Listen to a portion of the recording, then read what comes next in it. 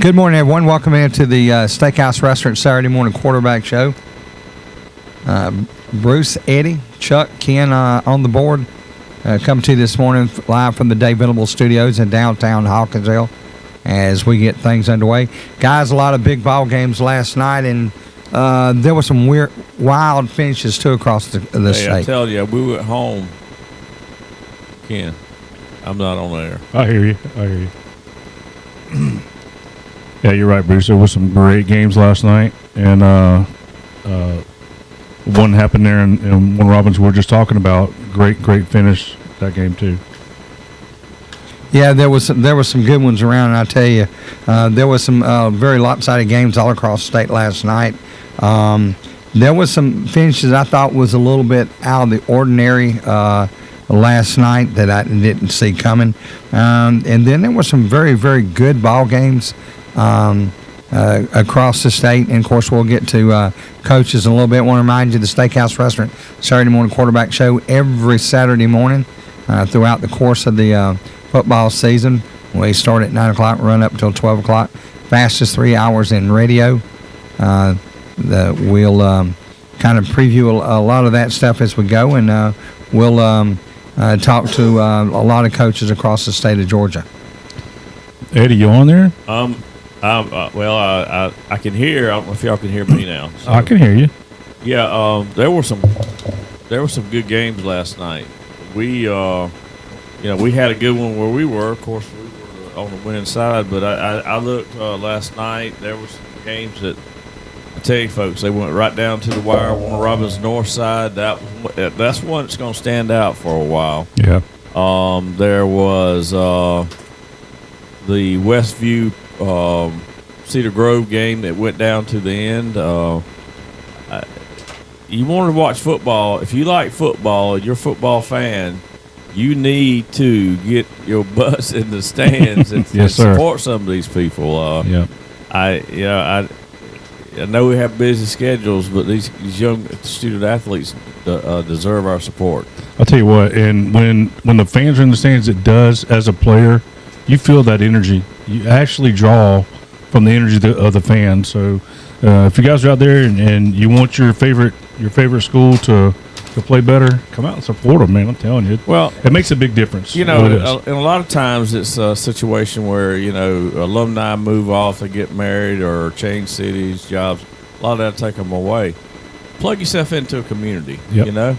It's a blessing. It is it's a blessing to be able to go, and you got football games Thursday, Friday, and Saturday, just about every week. If you want to catch something, you can. If you're willing to get in the car. Another close game last night was Waco and Dodge. We're going to talk to Coach Edwards here in a little bit. Looks like that was a good one. I can't wait to hear what Robert says about that game. Yeah. And I'm going to tell you what, that was a good win for him. He's still trying to get that program where he wants it to be, and the last couple seasons hadn't been the best. But I tell you, that I really felt that was a very good win for him. Absolutely. It was. I think he's found that it's a little bit hard rebuilding a high school program, but he's doing a good job there. No doubt about it. And we go to the phone line. First caller of the day, Coach Tim Souls, Hawkinsville Red Devils. Good morning, Coach. Good morning, Bruce. How you doing, sir? Coach, elated. I mean, what can I say? Last night, a great performance from the Red Devils. Hats off to you and your staff for the job that y'all have done, and the kids are buying into it. Yes, sir. That's my biggest takeaway is our kids are really buying into our philosophy and what we want to do. I'm so glad that they're being rewarded for the hard work and success they put in. Sometimes you try and establish a philosophy, and if you don't have some early on success, the kids can start doubting in their mind. And we've been fortunate that our kids have reaped some benefits here early, and hopefully that'll just add fuel to their fire. Well, Coach, I've seen times over the years where a team comes in and they score in 40 seconds, like Claxton did. Sometimes the kids would kind of hang their heads and it'd lead to problem.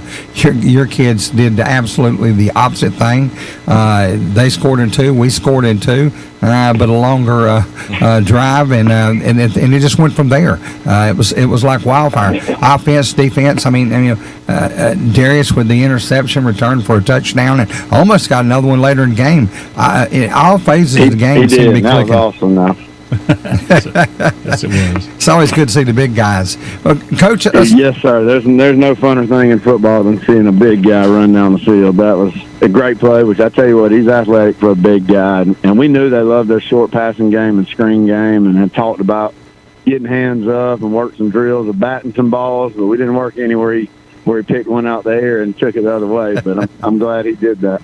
Coach, I told Bruce last night on the radio that anytime a player wears any number between 50 and 79 scores a touchdown, that's a big deal. Yes, sir, it is. And I wish you could see, watching it this morning when I was breaking down film, just see the excitement from our sideline when that big guy was running down the field. It was like Super Bowl had been won when he was number 77 was chucking it down the field. Coach, a big night from Dagan Mullis as well. Sure, he didn't eat up the amount of yards he had last week, but he capitalized when it was his number was called. He had 4 touchdowns. Real proud of our quarterback. He went 5 for 5 with 100 yards on the dot, and I've never seen this before. And also had 100 yards on the dot rushing. Wow. Those aren't fudge stats. That just happened to be the way it fell. He had 100 passing and 100 rushing. So wow. When a quarterback can do that, that's you hear people going over 100 quarterbacks and rushing and passing, but that might be the first time I've ever seen 100 on the dot in both categories. But I'm real proud of him. He started off season with a rough game at Portal, and he's done nothing but turning it around and continue to work and get better. I'm real proud of where he's at right now. Well, Coach, the thing to me it seemed to me the big turnaround this season's happened last week, Rutland. We went in, it was hot. It was, there was the first half. We really made some good plays, but we had some mistakes. And then I don't know who taught Bobby Clean. He claims he's the one that did it, but it's like somebody flipped the switch. Somebody went in there in that clubhouse during halftime last week, and since then, for 6 quarters, this team has played mistake-free. Well, I can't say mistake. No, there's not a team out there that plays mistake-free, but this team has played to the potential that we've seen in spurts on that field. You are right about that. And I tell you what, I went in there and talked with him. Old Bobby went in there and talked with him. But when you have players step up and decide they want to talk and lead, that's when the real changes take place. And I really, I don't want to take any credit from Bobby or take any credit from myself, but when players decide it's their turn to take over and lead, like I said, I really think that's the answer. We've got some guys that been on the verge of trying to lead this team, and some guys who, when it's your first time trying to lead, you're a little hesitant because you don't know how your players are going to respond. And we had some guys step up at that halftime, and basically I remember one of them saying it's time to draw a line in the sand and don't turn back. And so far for 6 quarters, like you said, that's been the case. And I hope we can continue. I hope that thing ends up being about 40 or 50 quarters. Well, Coach, again, congratulations. Exciting win last night. Very good win for the Red Devils. We appreciate all the work you and the staff and the players are doing. Have a great weekend, and we'll talk to you next week, Coach. All right. Thank you, guys. Appreciate everything y'all do. Anytime, Coach. Thanks. Coach Tim Suttle's off the win last night, 51-7. Red Devils over the Claxton Tigers. We're going to take a break. You listen to the Steakhouse Restaurant Saturday Morning Quarterback Show on the XL Sports Network. Stay tuned. If you're near the 341 bypass in Hawkinsville, the smell of the fresh fried chicken may lead you right inside for the best meal you'll ever have. Stop and see Lewis Fowler and his staff at the Steakhouse Restaurant in Hawkinsville for the daily buffet and the daily specials. Come try the Thursday night buffet with shrimp and fish or the Super Sunday buffet after church. Plus, there's full service menu available. And let the Steakhouse Restaurant cater your next event, either in-house or on location. The Steakhouse Restaurant on the 341 bypass in Hawkinsville. Solo Food Mart is a great place for snacks, cold drinks, and great Hunt Brothers pizza. Then there's gas with easy in and out on the corner of Dooley and Commerce Streets across from the post office. Solo Food Mart, Hawkinsville. Call 478-783-2584. Solo, your stop for Hunt Brothers Pizza, cold drinks, snacks, lottery, and friendly staff. One night in Austin, Texas, Christy Lanahan took a walk downtown. She listened to a band. She had a bite to eat. And while walking back to her car, she was killed by a drunk driver. Next time your friend insists on driving drunk, do whatever it takes to stop him. Because if he kills innocent people, how will you live with yourself? Friends don't let friends drive drunk. An appeal to intervene from the Ad Council, the Department of Transportation, and this station. I walked the mean streets of Atlanta in a police uniform.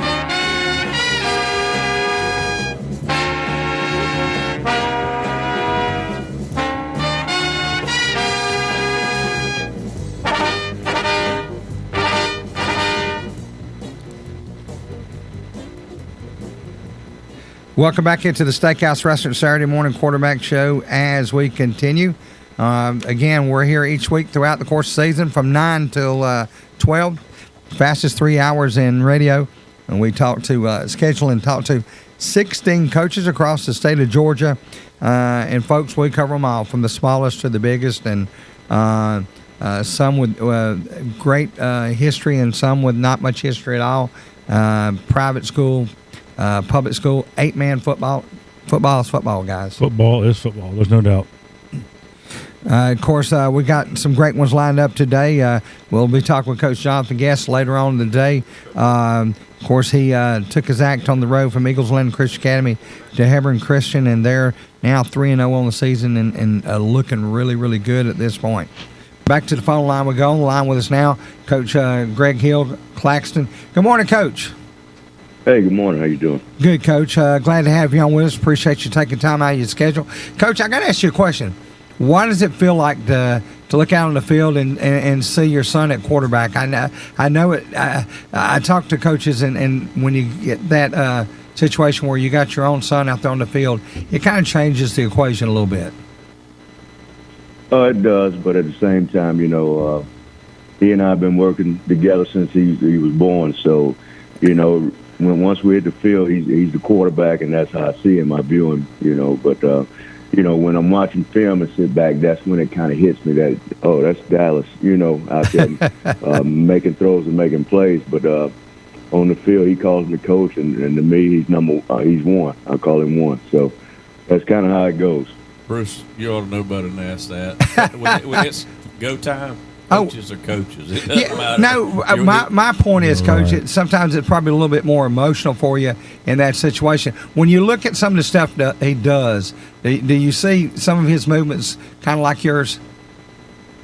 Yeah, like I said, when I watch film, that's when I really notice, he's poised, he's calm, and he's making reads real quick. So that's when I kind of admire his work. But on the field, I don't really get to, see it when it's happening. But as I watch film, I'm excited about him and the progress that he's made and how far he's come in a short period of time. Coach, let's talk about your makeup of your team, the players and stuff. I know you've got some pretty good older players, juniors and seniors. Let's talk a little bit about the makeup of your team. Oh, right now, we're kind of mixed up. Our senior class is, I think, around 8 guys, and with Tyrone Atkinson, number 2, and Charles Oglesby, 74, tackle, and Jalen Day, our senior center. Those guys have been around with me for the past just the 3rd year, and they bought in. They've done everything we asked them to do, and they're making some plays for us.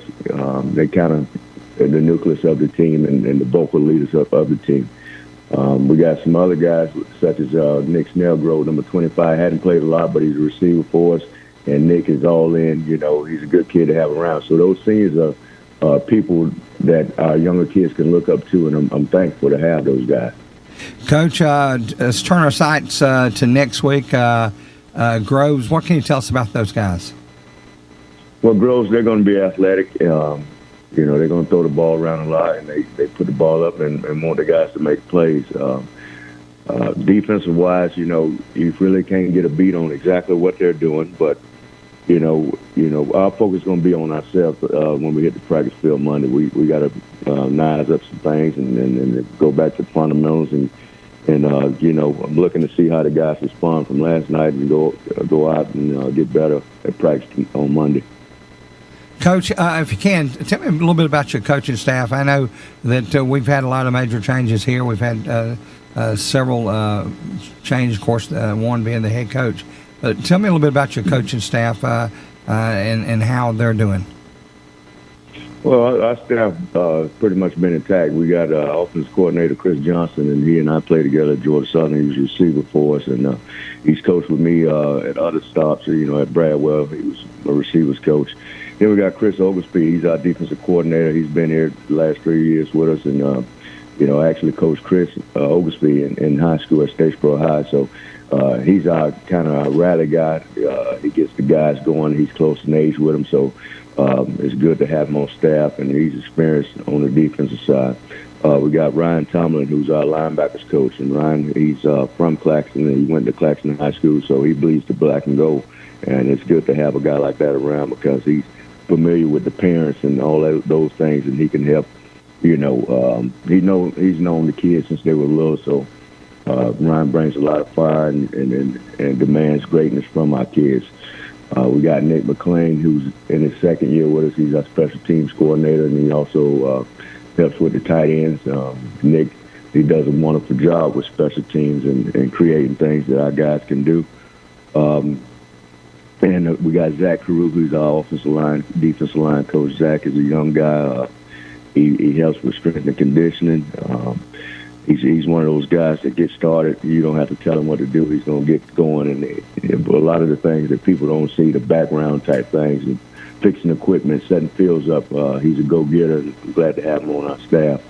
Then we got two of our middle school guys, Chris C.J. Lanier, who's our middle school head coach. He helps out on Fridays with us, and also Gonil Brown. He's our middle school defensive coach. He helps out with us on Friday nights. We're talking with Coach Greg Hill, Claxton. Coach, listen, it's a pleasure to have you on the show with us again this year, and we appreciate it. We look forward to getting you again maybe in the weeks to come. Want to wish you guys a lot of luck next week, and have a great weekend, Coach. Hey, I appreciate it. Thank you. Anytime, Coach. Thanks. Eddie, I tell you what, when we looked down on that field last night, he named the Atkinson kid number 2, number 15, the Mixon kid. He was a heck of a ball player. Number 9, Slater. He was a guy that was all over the place. Number 21, Smile. Number 3, Lott. And of course, the 3 big boys up front. I was going to say, I think he had probably one of the biggest defensive front 3 that I've seen at any level. Yeah, and his nose tackle is as big as he was. Every bit of 380. As big as he was tying up 2 or 3 people on the line. Yeah. Yes. And he played his heart out. He was there the first play. He was there the last play. I don't think he took breaks. Yeah. No, I don't think so. Look at this one, Bruce. I mean, really, you know me. I'm offense, defensive line. It begins on the line. His quarterback is a sophomore, so good future there. Back to the phone line we go. On the line with us now, Coach Matt Burleson, Telfair County. Good morning, Coach. Good morning, guys. How are you? Doing good, Coach. Glad to have you with us again. I hadn't talked to you. It seemed like it's been a year. Yeah, it's been a while. It's been a while. Coach, last night y'all played at Lanier. Good win last night, 42-6. Tell us a little bit about the game. Yeah, we had at home. At home, okay. That's even better. So, we didn't get to play Lanier last week with the weather, but kids came out ready to play. You know, it was a big game for us. They got us over at their place last year, so we were really wanting to perform better versus them this year. And like I said, the kids came ready to play. Did a great job last night. Defense was lights out, and offensive line did a great job. Compared to our scrimmage game, backs ran hard. Quarterback was on the money with his reads and his throws and things like that. So all the way around, I was very pleased with our kids and their effort and the execution and everything like that. So it was a good home opener.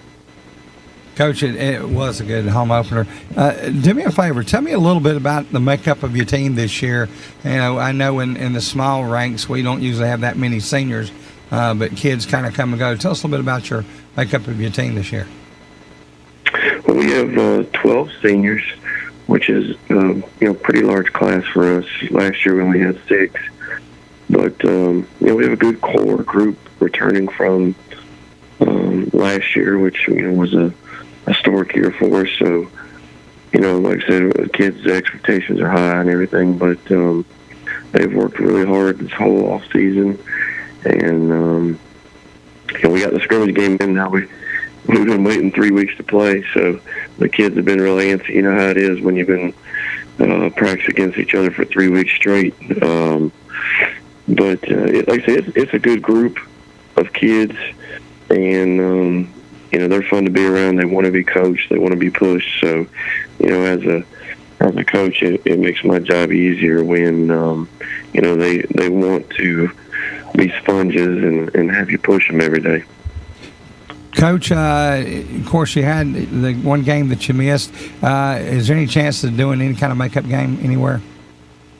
No, we couldn't find a open date or blank place in the schedule to be able to fit that in. So unfortunately, we won't be able to make that one up. It's a non-region game, but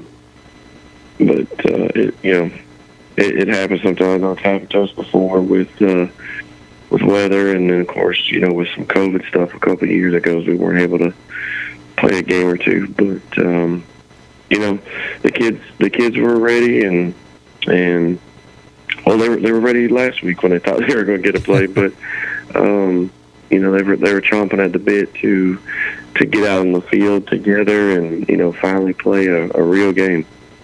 Coach, coming up next, Miller County. Any early thoughts on them? They got a new coach, Coach McFather, who's a longtime head coach in Georgia. I know they're going to be well coached. They're going to be very physical. They got one of the fastest. Well, I guess technically he's the fastest kid in our classification. He won the 100 meters at state track meet last year, so I'm sure they'll be finding different ways to get him the ball. So we got to do a good job of hemming him up and doing all the little things right. But they're going to be a very good ball club. They were a region runner-up in their region over there last year. From what I understand, I think they're returning the majority of their team. So they're a good ball club, and we got to be ready to go. Coach, one final question: the health of your team, how are they? I think we're pretty good coming out of this game. It was a physical game. ATCO is a very physical football team, and they run the single wing, so they're coming downhill at you every single play, and they got a running back that's probably about a biscuit short of being 260. So you're trying to hit him 40, 50 times was a tough task. So I'm sure we're real sore this morning, but as far as any injuries or anything like that, I think we're pretty good. We've been talking to Coach Matt Burleson. Winners last night were ATCO 42-6. Coach, as always, it's a pleasure to talk to you. Have a great weekend. We'll talk to you soon. Hey, thanks a lot, guys. Anytime, Coach. I tell you what, he's had all this time off, and then he's got 2 games, and then he's going to have there's going to be 3 games. He's going to have another couple of weeks off. It's going to be kind of tough as you wind down into the season. Yeah, he likes to ground and pound. Yes. And he talks about it running back at 260. He'd love to have him because that would fit his MO. He gets that big line up there. Then he finds him a stud quarterback who can throw the ball, run play action, and he'll run a running back in there. And that's Coach Burleson's MO. What he does it every year. He hadn't changed since I know from watching him when my son was there. and when we started together watching him, his MO hadn't changed. No. We're going to take a break. You listen to the Steakhouse Restaurant Saturday Morning Quarterback Show live from the Dave Venable Studios in downtown on the XL Sports Network. If you're near the 341 bypass in Hawkinsville, the smell of the fresh fried chicken may lead you right inside for the best meal you'll ever have. Stop and see Lewis Fowler and his staff at the Steakhouse Restaurant in Hawkinsville for the daily buffet and the daily specials. Come try the Thursday night buffet with shrimp and fish or the Super Sunday buffet after church. Plus, there's full service menu available. And let the Steakhouse Restaurant cater your next event, either in-house or on location. The Steakhouse Restaurant on the 341 bypass in Hawkinsville. Mean streets of Atlanta in a police uniform. That gives me an important perspective most lawyers can't give you. If you find yourself in a tough situation leading to an arrest, remember, your best bet for a good defense is to remain completely respectful but quiet. I can't stress that enough. And call me as soon as you possibly can. I'm David Venable. Call me. The big city lawyer with small town charm. David Venable, attorney at law. Broad Street, Hawkinsville. Call 478-783-2825. On Saturday, August 5th, Stephen Danielson watches his 12-year-old son David play goalkeeper for his soccer team. Ed Perry drinks with friends at a local bar. After the game, Stephen and David say goodbye to the team. After a few rounds, Ed Perry says goodbye to his friends. The Danielsons drive westbound on Route 2. Ed Perry sideswipes their car. The Danielsons spin across the undivided highway and collide head-on with a six-wheel truck. Stephen and David Danielson are killed. Ed Perry is uninjured. The preceding story actually took place in Concord, Massachusetts. Only the name of the drunk driver was changed. Next time your friend insists on driving drunk, do whatever it takes to stop him. Because if he kills innocent people, how will you live with yourself? Friends don't let friends drive drunk. An appeal to intervene from the Ad Council, the Department of Transportation, and this station.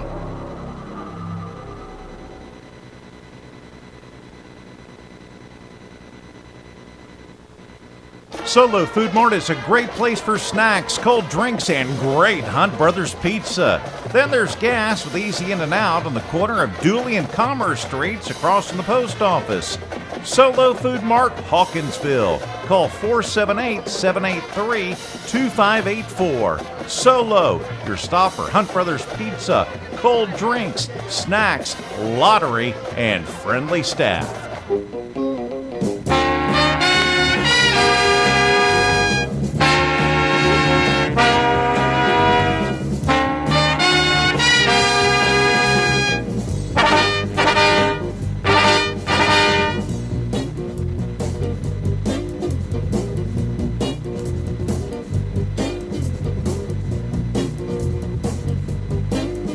Welcome back into the Steakhouse Restaurant Saturday Morning Quarterback Show, live from the Dave Venable Studios in downtown Hawkinsville on the XL Sports Network. Folks, 12 o'clock when we get off there and get out of here, I'd suggest everybody head out to the Steakhouse Restaurant, get a great meal, get set up for this afternoon, and relax and maybe watch some good college football. Speaking of college football, I was disappointed. I flipped over to watch the Tech, I guess at the wrong thing, the turnover in the ball game. I'm telling you, Tech surprised me last night. Yeah.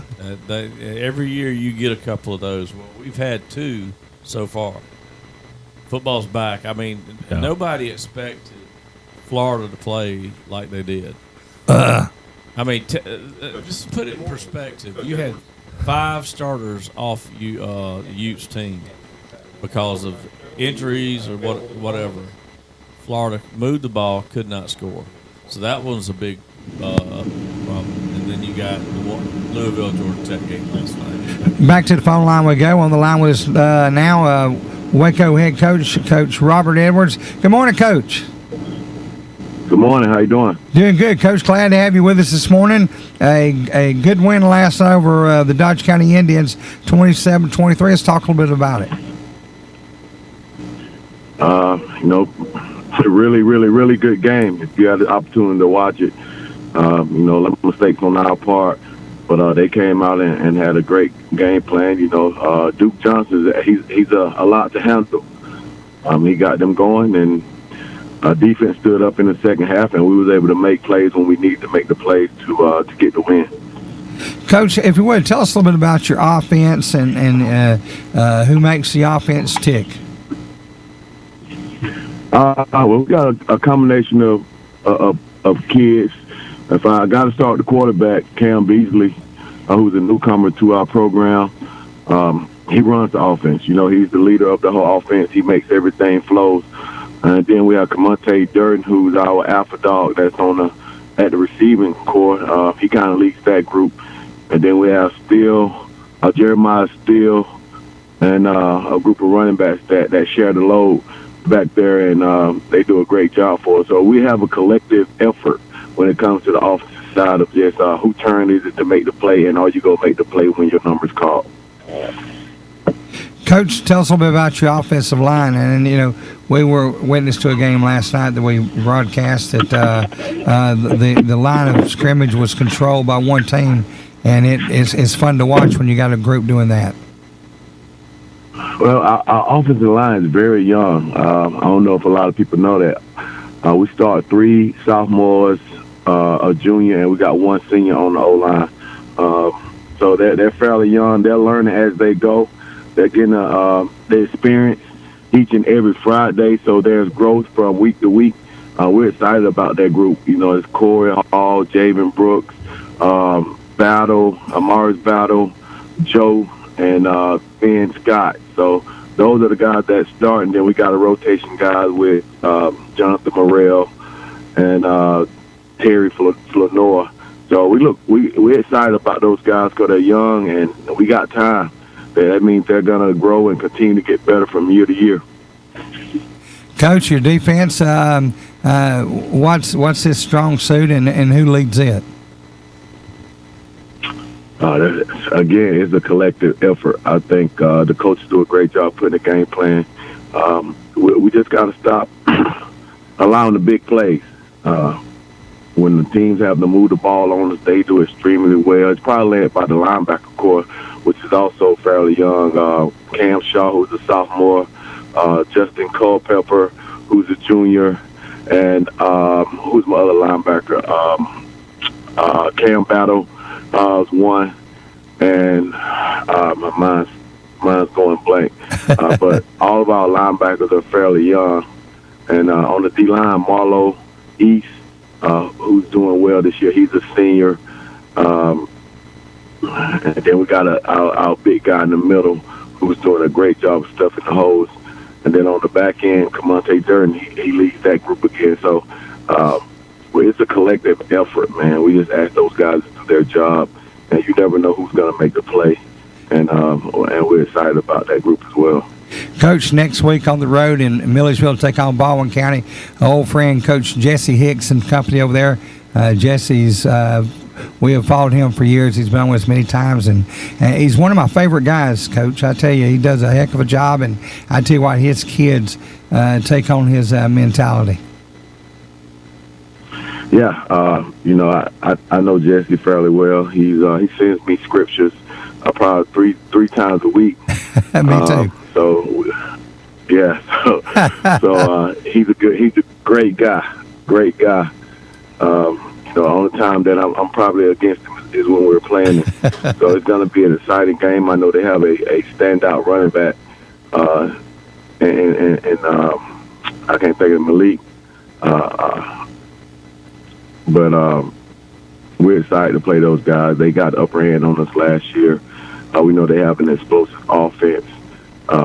And they have a lot of guys returning on defense. So we hadn't dug into the scout report yet, but we're going to get into those guys later on today. And it's going to be a tough game. We're playing at their place. But we look forward to the challenge, and hopefully we can build off last night's success. Coach Robert Edwards, head coach of Waco, winners over Dodge County last night, 27-23. Coach, listen, great to have you with us again this morning. Good luck next week, and we'll talk to you later. Hey, thanks for having me. I appreciate it. Anytime, Coach. Thank you. Eddie, if you'd wanted to, I probably could have got you an autograph. Yeah, there's nothing against. We had this conversation last night. No, just kidding you. But, you know, I'm sitting here looking, you know, they got Baldwin County. They got Glen Hills in Augusta. Oh, no, they play at home, but it's Glen Hill starts their region, and then it's Glen Hill, Thomaston, Laney, Westside, Butler, Josie, Putnam County. I mean, their region starts after Baldwin. They get knee deep in it, and he's preparing his team by playing that tough schedule. And I tell you what, the big boy on that one is Thompson. Yeah. I watched some film on Westside last night. I wouldn't turn a blind eye to them. And I mean, it's just you get in region play. You know, you've had your preseason. You got to finish strong. You want to go 2-1 in preseason. So, you know, get that win. It's going to be hard going up there, Baldwin, and playing Jesse and his team. So. Yeah, those Braves are tough at home. Oh, absolutely. They are. They have pride. You know, they get tired of hearing about the other school up there that gets a lot of attention. Speaking of Braves, the Dodgers know a little bit about the Braves too. 6-3 win last night. 6-3. I mean, it was a good game. It kind of got me a little bit nervous there in the 8th inning. They're playing on a different level. I want to remind you the Steakhouse Restaurant in Hawkinsville. You're going out this afternoon for the Saturday afternoon buffet. Steak. But tomorrow, Thanksgiving every Sunday at the Steakhouse, turkey dressing, the gravy, cranberry sauce, fried chicken, roast beef, mac and cheese, salad bar, dessert. Mashed potatoes that'll make a wow. fake I can't train. eat the dessert, Bruce, but everything else you said, yeah. Yeah, but if there is some peach cobbler and ice cream, I'm getting it. We're going to take a break. You listen to the Steakhouse Restaurant Saturday morning quarterback show right here on the XL Sports Network.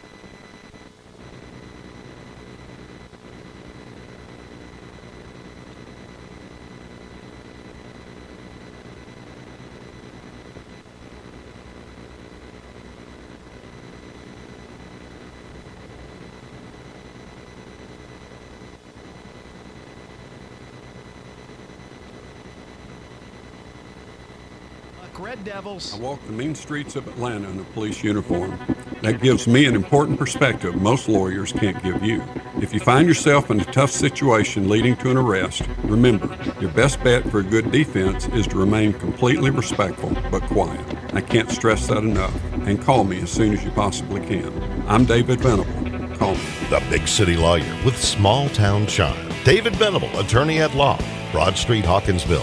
Call 478-783-2825. The answer to your insurance needs is simple. The Grimsley Agency. No matter your needs, life, auto, or home, it's the Grimsley Agency. You can trust Danny Grimsley and his staff with great coverage for your whole family. New car or home, the answer is the same. The Grimsley Agency. Give them a call at 783-2581 or see them at 203 Commerce Street, Hawkinsville. Proud supporters of all Red Devil athletics. Volunteers of America is a national organization that for over 100 years has provided programs and services that allow people to overcome their challenges to become vital members of their community. At Volunteers of America, we don't just help people, we help people help themselves. Find out how you can support the programs that are working in your community. Contact Volunteers of America today. Call 1-800-899-0089. Solo Food Mart is a great place for snacks, cold drinks, and great Hunt Brothers pizza. Then there's gas with easy in and out on the corner of Dooley and Commerce Streets across from the post office. Solo Food Mart, Hawkinsville. Call 478-783-2584. Solo, your stop for Hunt Brothers pizza, cold drinks, snacks, lottery, and friendly staff.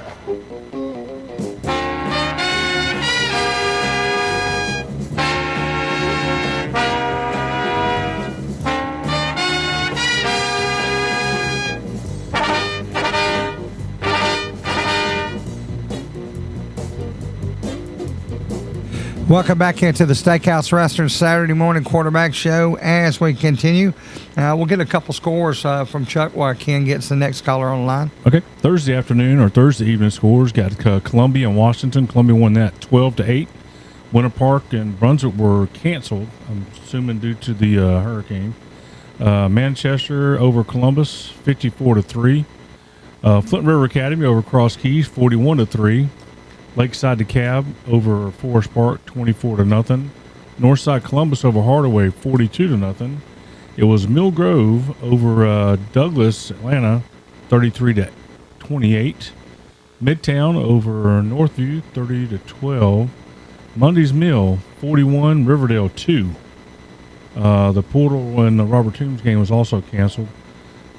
Spalding over Fayette County, 41-0.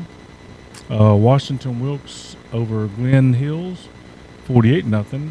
And Winder Barrow, 56-6 over Salem. That was your Thursday night scores. And we'll go to last night. Got a few scores from last night. Mount Vernon over Mount Perrin Christian, 44-6. And the Best Academy over Towers, 40-7. And we'll pick up after we get through talking to the next coach. Back to the phone line we go. On the line was now Prince Avenue Christian Academy head coach Greg Vandergrift. Good morning, Coach. Good morning. How you guys doing? Doing great. Glad to have you with us this morning. Last night you took on Athens Academy coach Josh Alexander and company, and a very good win for you guys. A big night for y'all. Yes, sir. Kids played really well. I think it's our fourth year in a row winning the backyard brawl, so it's always good for the neighborhood. Yeah, it is good to get that one under your belt. I tell you, when you have guys like that are as close as you guys are, when you pick up that win, it's very, very important. Not only for bragging rights, I guess some of those kids, especially at the younger age, you're kind of competing for. Yeah, sometimes it comes down to that, but in most cases, it's really not. Our kids are more blue collar; they're more white collar. I think their school costs twice as much as ours. So, it's different ends of that thing. Yeah, we went there, and I guess it was 2004 in a playoff game, and I was amazed at that campus. It was just unbelievable. Oh yeah, it's huge. Coach, tell us a little bit about your team and how they played last night, and tell us a little bit about what makes your offense go. So this year's team, we, last year we lost three. We had three 1,000-yard receivers, which may be first time any school's ever had that. So we lost those three guys, which is really like losing 6 or 7 because they were in a return game and they played defense. So we had to replace those guys, but 4 of our O linemen are coming back. We only had 2 D linemen coming back, so we had to replace 9 defensive starters. I think arguably our front 7 on defense may be the best they've ever been, and I think our O-line's the best it's ever been.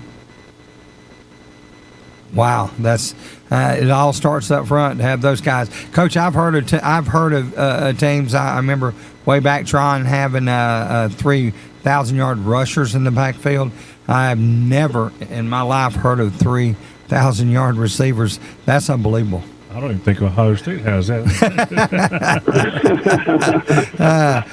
The closest you come, probably Texas Tech several years ago when they were throwing it all over the world. Maybe with Mississippi State and maybe. And yeah. Coach, tell us a little bit about your defense, how they are, and your coordinator and how they do. So defensively, we have. It probably starts with our defensive end / D tackle, Christian Garrett. He's a 4-star, top 10 D lineman in the country.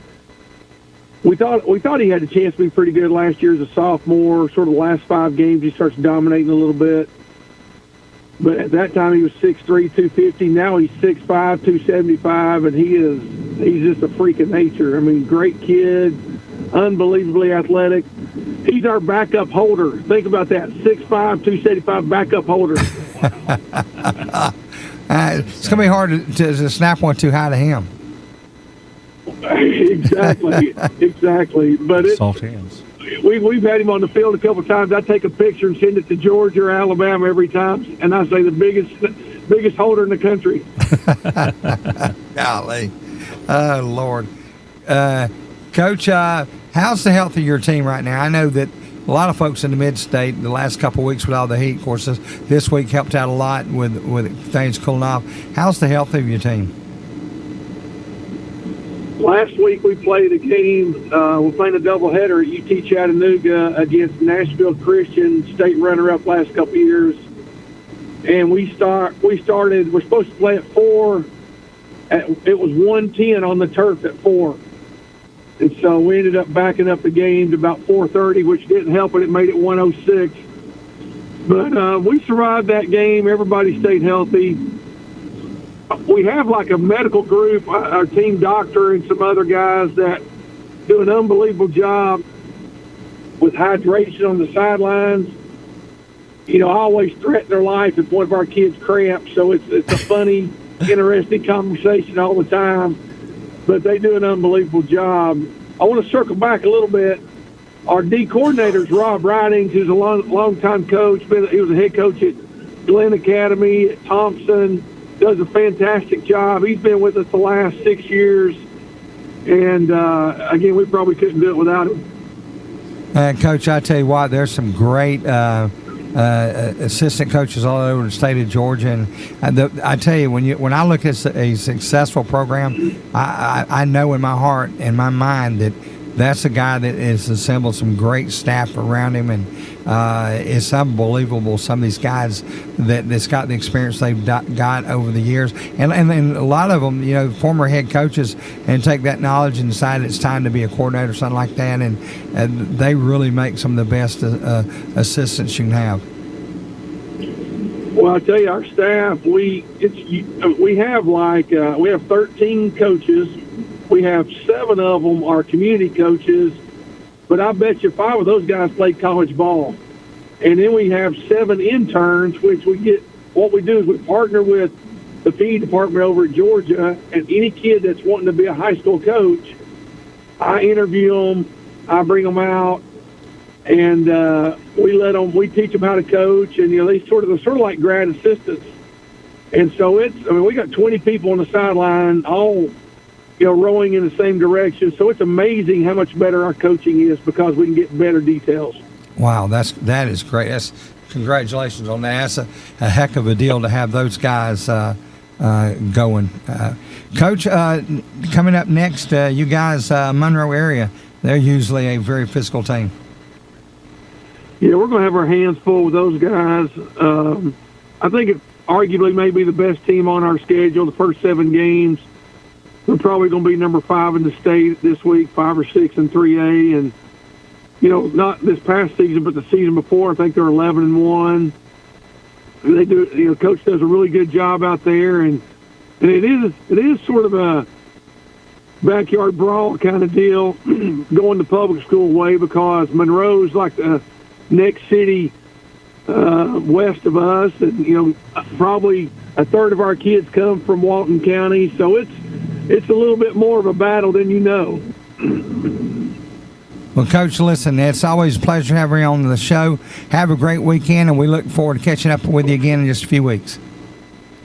Thank you so much. You know, we're very fortunate to have Aaron Philo on as our quarterback. He threw for 300 last night. We ended up with 550 total yards. So, again, we couldn't do it without John Rick, who's Mark Rick's son's our offensive coordinator, and we're just very blessed. And thank you so much for letting us be on the radio with you. Hey, Coach, before you go, is there anything interesting going on this afternoon around 6 o'clock? I can't find anything to do. Got any suggestions? Well, I might go over to UT Martin game, see if I can watch Brock get in there a little bit and run around. Hey, you going to be amongst 93,000 of your best friends? At least. At least. All right, Coach. So you have a good one, and we'll be cheering on those dogs today.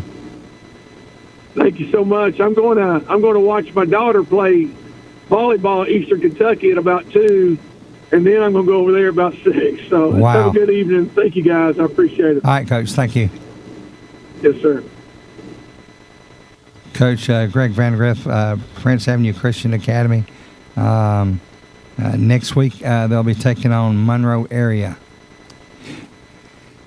Chuck, got a couple more scores? Yes, sir. So going back to last night's scores, we got, let's see, Rabun County over Ayersville 35-20. Cambridge over Alpharetta 24-14. Hart County over Appalachia 17-10. Wayne County and Paulding County were postponed, I'm sure, due to the threat of the hurricane. Let's see. Hepzibah over Augusta Christian 42-7. Baconson over Central Tolberton 53-12. Thomas County Central over Bainbridge 45-14. And Coach Rogers seemed like he was a little concerned about that, but put those concerns to rest, I guess, pretty early. We're going to take a break. You're listening to Steakhouse Restaurant Saturday Morning Quarterback Show right here on the XL Sports Network. If you're near the 341 bypass in Hawkinsville, the smell of the fresh fried chicken may lead you right inside for the best meal you'll ever have. Stop and see Lewis Fowler and his staff at the Steakhouse Restaurant in Hawkinsville for the daily buffet and the daily specials. Come try the Thursday night buffet with shrimp and fish or the Super Sunday buffet after church. Plus, there's full service menu available. And let the Steakhouse Restaurant cater your next event, either in-house or on location. The Steakhouse Restaurant on the 341 bypass in Hawkinsville. Food Mart is a great place for snacks, cold drinks, and great Hunt Brothers Pizza. Then there's gas with easy in and out on the corner of Dooley and Commerce Streets across from the post office. Solo Food Mart, Hawkinsville. Call 478-783-2584. Solo, your stop for Hunt Brothers Pizza, cold drinks, snacks, lottery, and friendly staff. One night in Austin, Texas, Christy Lanahan took a walk downtown. She listened to a band. She had a bite to eat.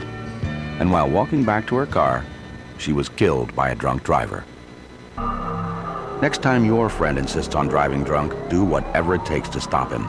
Because if he kills innocent people, how will you live with yourself? Friends don't let friends drive drunk. An appeal to intervene from the Ad Council, the Department of Transportation, and this station.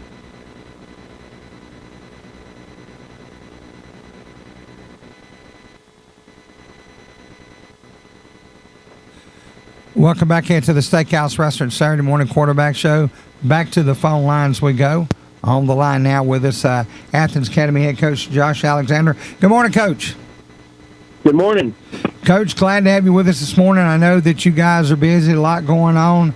Tell us a little bit about your team this year. From year to year, that depending on the size of your senior class, things can kind of change in a hurry. And tell us a little bit about the makeup of your team this year. Yeah, we've got a good senior class. We've got a lot of guys that have been going to school at our school for a long time, and they love playing for Athens Academy. And, we have a group of athletes. Some of them haven't played a whole lot of varsity football, but they're doing a good job, and we're excited about the future. Coach, who's the trigger man for your offense? Who makes things go? A guy named Hampton Johnson. It's his first year playing quarterback for us, and he's done a good job this year. Coach, let's kind of look at your schedule so far. You opened this season with Dade County and a good win, 42-7. Can you give us your thoughts on that one? Yeah, Dade was a good football team. Last year we struggled to beat them, and this year we played really well. They had to cut a long drive, and it was a great game for us. Then we went into game 2, and we had to drive all the way down to Mobile Christian. An 8-hour drive, and they're the number 2 team in 3A in Alabama, and so we got beat by them. But our kids learned a lot and grew up, and didn't really have a choice. They had to grow up pretty quickly.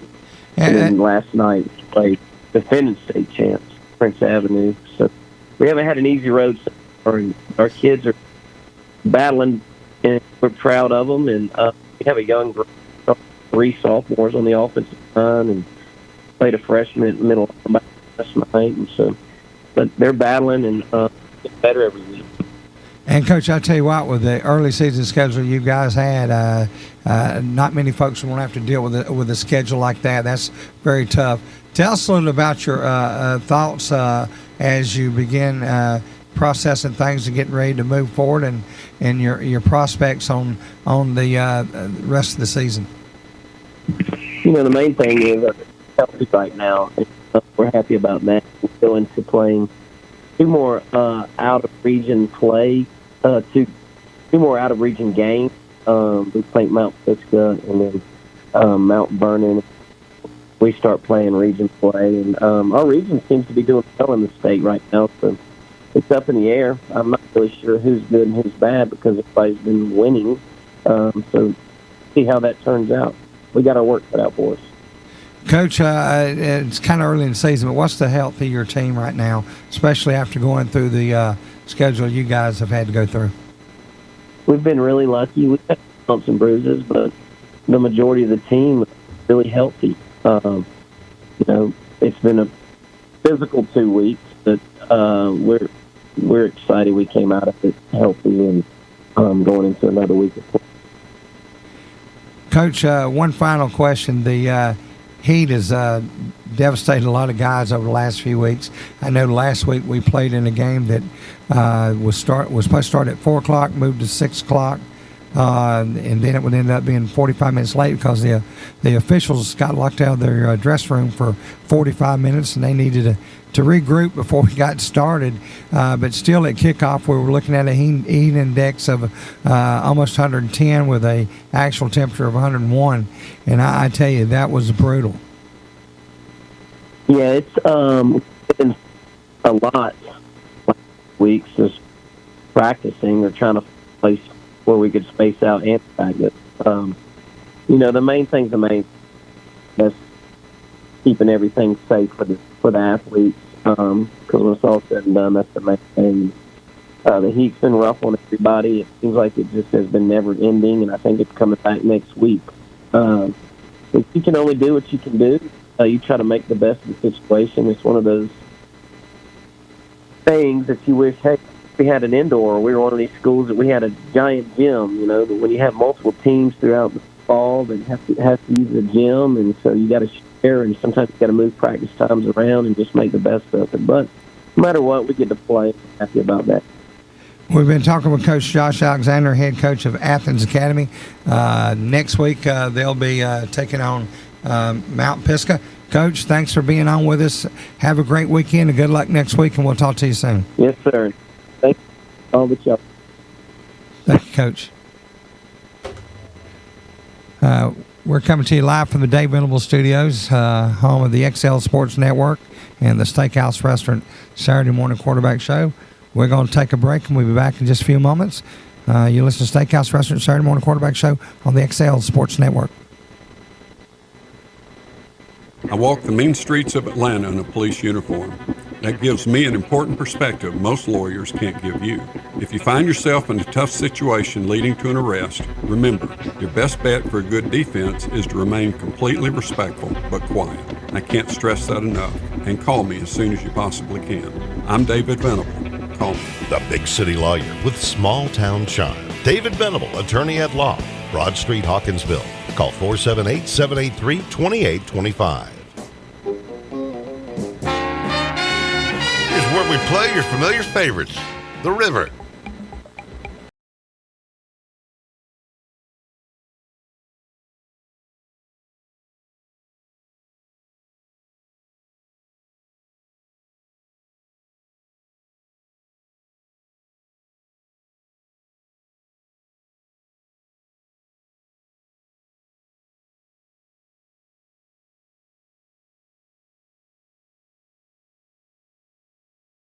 Welcome back into the Steakhouse Restaurant Quarterback Show as we continue coming to you live from the Dave Venable Studios. Chuck, you got a couple more scores for us while he gets the next caller set up? Absolutely. Bowden, 42-16 winner over Bremen. New Hampstead beat Bradwell Institute 42-25. Coach Hockman. Yeah. Brantley County over Beach 17-6. Brentwood Academy out of Tennessee. I think that's the school that Trent Dilfer coached at before he went to UAB, I think. Brentwood Academy winners over Georgia Military 28-13. Collins Hill over Brookwood 31-17. Brown County over Wheeler County 20-0. Kip Atlanta Collegiate over Butler 19-8. Calhoun winners over Creekview 28-14. Troop used to be Troop County. I don't know if they call them Troop County anymore. Troop over Callaway 21-13. Cartersville 37, Altoona 0. And I think we got a caller. Back to the phone lines. We go on the line with us now, Coach Jonathan Gass, head coach of Hebron Christian, who defeated Commerce 31-21. Good morning, Coach. What's up, man? How y'all doing? Doing good. Glad to have you with us, Coach.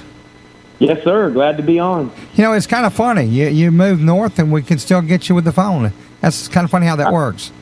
I know. I'm glad you guys hadn't forgot about me. Heck no. Come on. We're not going to forget you. Listen, you were one of those schools that we wanted to get on, and lucky for us that you answered the phone and was willing to talk to us. Listen, when I call some of the schools and they'll even take my call, I feel good about it. I know when John Ford was up at Buford and he answered his own phone, or Jeff Herron down at Camden, I respect the guy that answers his own phone. Yeah, well, I've never thought about having a secretary to answer my phone, but maybe I'll go talk to the school about it. Well, I may have more trouble getting through to places like Buford now than I used to. But that is a good idea. Yeah. You can watch a lot more huddle if you got a secretary, Coach. That's right. Yeah, that's right. That's right. Coach, I don't need to watch last night, Commerce, 31-21 win. Tell us a bit about it, and then we want to kind of talk about your program and where you're at now and how you feel about your change. Yeah. Well, Commerce has a really good team this year. They have two really good tailbacks and a fullback, and just hard, tough, nasty team. Probably a team that could win the single A state championship. So we knew it was going to be a war and a battle, and so we think we're pretty good as well. And just one of those games, man. It's just kind of just like, a grinding out type game. Who's going to win in the third and fourth quarter, and that's what happened. Go into halftime at 7-6, and then it's crazy, but score ends up 31-21 by the end of the game. So it's just our offensive line, and we have a really good running back in Devon Caldwell. They just took over in the second half, and defense managed to get stops when they needed to, and we pulled out the victory. Coach, tell us a little about your offense and your quarterback and what makes things go for those guys. Yeah, so, probably the strength of our offense this year is our offensive line and our tailback. We've got some really good skilled players at tailback, and right now we have two different quarterbacks rotating in. We have a kid named Thomas Stallworth and then Barrett Bruce. And so we're just trying to figure out, still kind of really trying to figure out an identity on offense as we play games. It seems to be like we're going to be a team that runs the ball, relies on our offensive line and our tailbacks, and tries to look for big play opportunities with our wide receivers. But yeah, I think Devon Caldwell, he's a sophomore, and he had 207 yards rushing last night, 227 the week before at Villa Rica. So that's a name to remember. He's really kind of emerging as one of the top running backs that I've coached, and he's just a sophomore. So that's kind of who we are, And then we got a really good defense, we think, and really good players over there. So play great defense. So we feel good about this year. Coach, let's talk about your move up there and at this point how you things are kind of falling into place. Yeah, so Hebron Christian Academy is a great school. It's in a great spot. It's right below Buford. It's in Gwinnett, but Barrow County's right next to it. Hall County's right next to it, and so it's like a perfect location. And it's a beautiful campus and a great school, and it has a great administration. So it was a good move for me. And then, man, it's just been really cool to see the progression of the football program since I got here. Obviously, we went 9-3, had a good year last year, and then starting off this year 3-0. So, man, I really think that as we grow this program, it can become one of the top programs in the state. Especially from a private school standpoint, private Christian school. So, just a really great opportunity and really great location and really great people up here. Coach, I got to ask you, did it feel a little scary after, the program you had at Elka and to make that change? Did you feel a little uneasy about it at all? Well, I think the thing is you have so much success where you are, and, you're kind of like, can I do it again? And things just have to fall into place, really. I mean, sometimes, you got to have good coaching, but like honestly, like a lot of building a great program is luck, location, all that kind of stuff. And so I think the thing though, I was excited to try to go replicate it once again somewhere else. A new challenge in life. I was only 43, last year when we moved up here. So can we go do it again? Can we build another great program? Can we do it even better? And I honestly thought, like, with the resources that Hebron has and the people and the school and the growth that's coming, that maybe we could even have a better program than we had at Elka. So, that's the challenge. We're all men. We're all competitors. We like the challenges of life. And so I think it's kind of a breath of fresh air just chasing something new. Wow. It takes a little bit of guts to go out like that. I mean, geez. When, as far as I was concerned, it kind of blew my mind when the story broke that you were leaving. The respect that a lot of people across the state had for you in that program, and the respect that went with you. And I knew that once you made that move that it was one that you had to feel really comfortable about, or you wouldn't have gone. Yeah, no, you're right. I would have never left. But I think change is good. Some people can do the same job 40 straight years, and that's great. And sometimes God calls you to do that. But just for me and my family and our season of life, like the new opportunity, new challenge, change, it was really good for the growth in all aspects of life. Like me personally, our family, and just building something new. So it's been fun. It's been exciting. It's been a lot of work. It's hard. Like, I think that's the thing too, when you're at a program, like it's just, you kind of got it in cruise control. But now you're building that again. So a lot of work goes into it, but it's really cool to see the fruit of your labor. Coach, even with a young program that you're building, I tell you, looking at the schedule, you obviously weren't too afraid when you put together the schedule you've got. You've already played Chastity, and then you've got Villa Rica, which is a good team, and then you played Commerce last night. You got Morgan County, Benedictine coming up in a couple weeks, Oconee County, Monroe area, of course. Those are in your region, along with Hart County and Stevens County. Wow, that's a pretty impressive schedule. Yeah, it's pretty ridiculous. But, what I've learned in life is, you get better by playing good teams. And, everybody's chasing going 10-0. And you can build a schedule where you got a chance to go 10-0. But I don't know, when you get into the playoffs, are you tested? Or do you know your faults? Do you know where you're weak? And the only way you find out where you're weak is when you play great teams that can expose you. And so the cool thing is, man, the past 2 weeks against Villa Rica and Commerce, we've been able to pull out the win, but both teams have been able to expose some of our weaknesses, and that makes us better. And then obviously, you play Morgan County this week, then you go down to Benedictine, and I'm sure they can expose every little weakness that we have. So, but that's how you get better. And it's cool to raise the boys up that way, because let's say a kid's going to go play college football. Well, you're going to be competing, right? And any little weakness that you have, that could cause you to not start at the next level. And so it's a cool lesson for the kids. Of course, we mentioned Benedictine in a couple weeks. They played Westminster last night in a tough game, 27-14. It's not going to get any easier. Next week they got Ware County, Coach Strickland and company.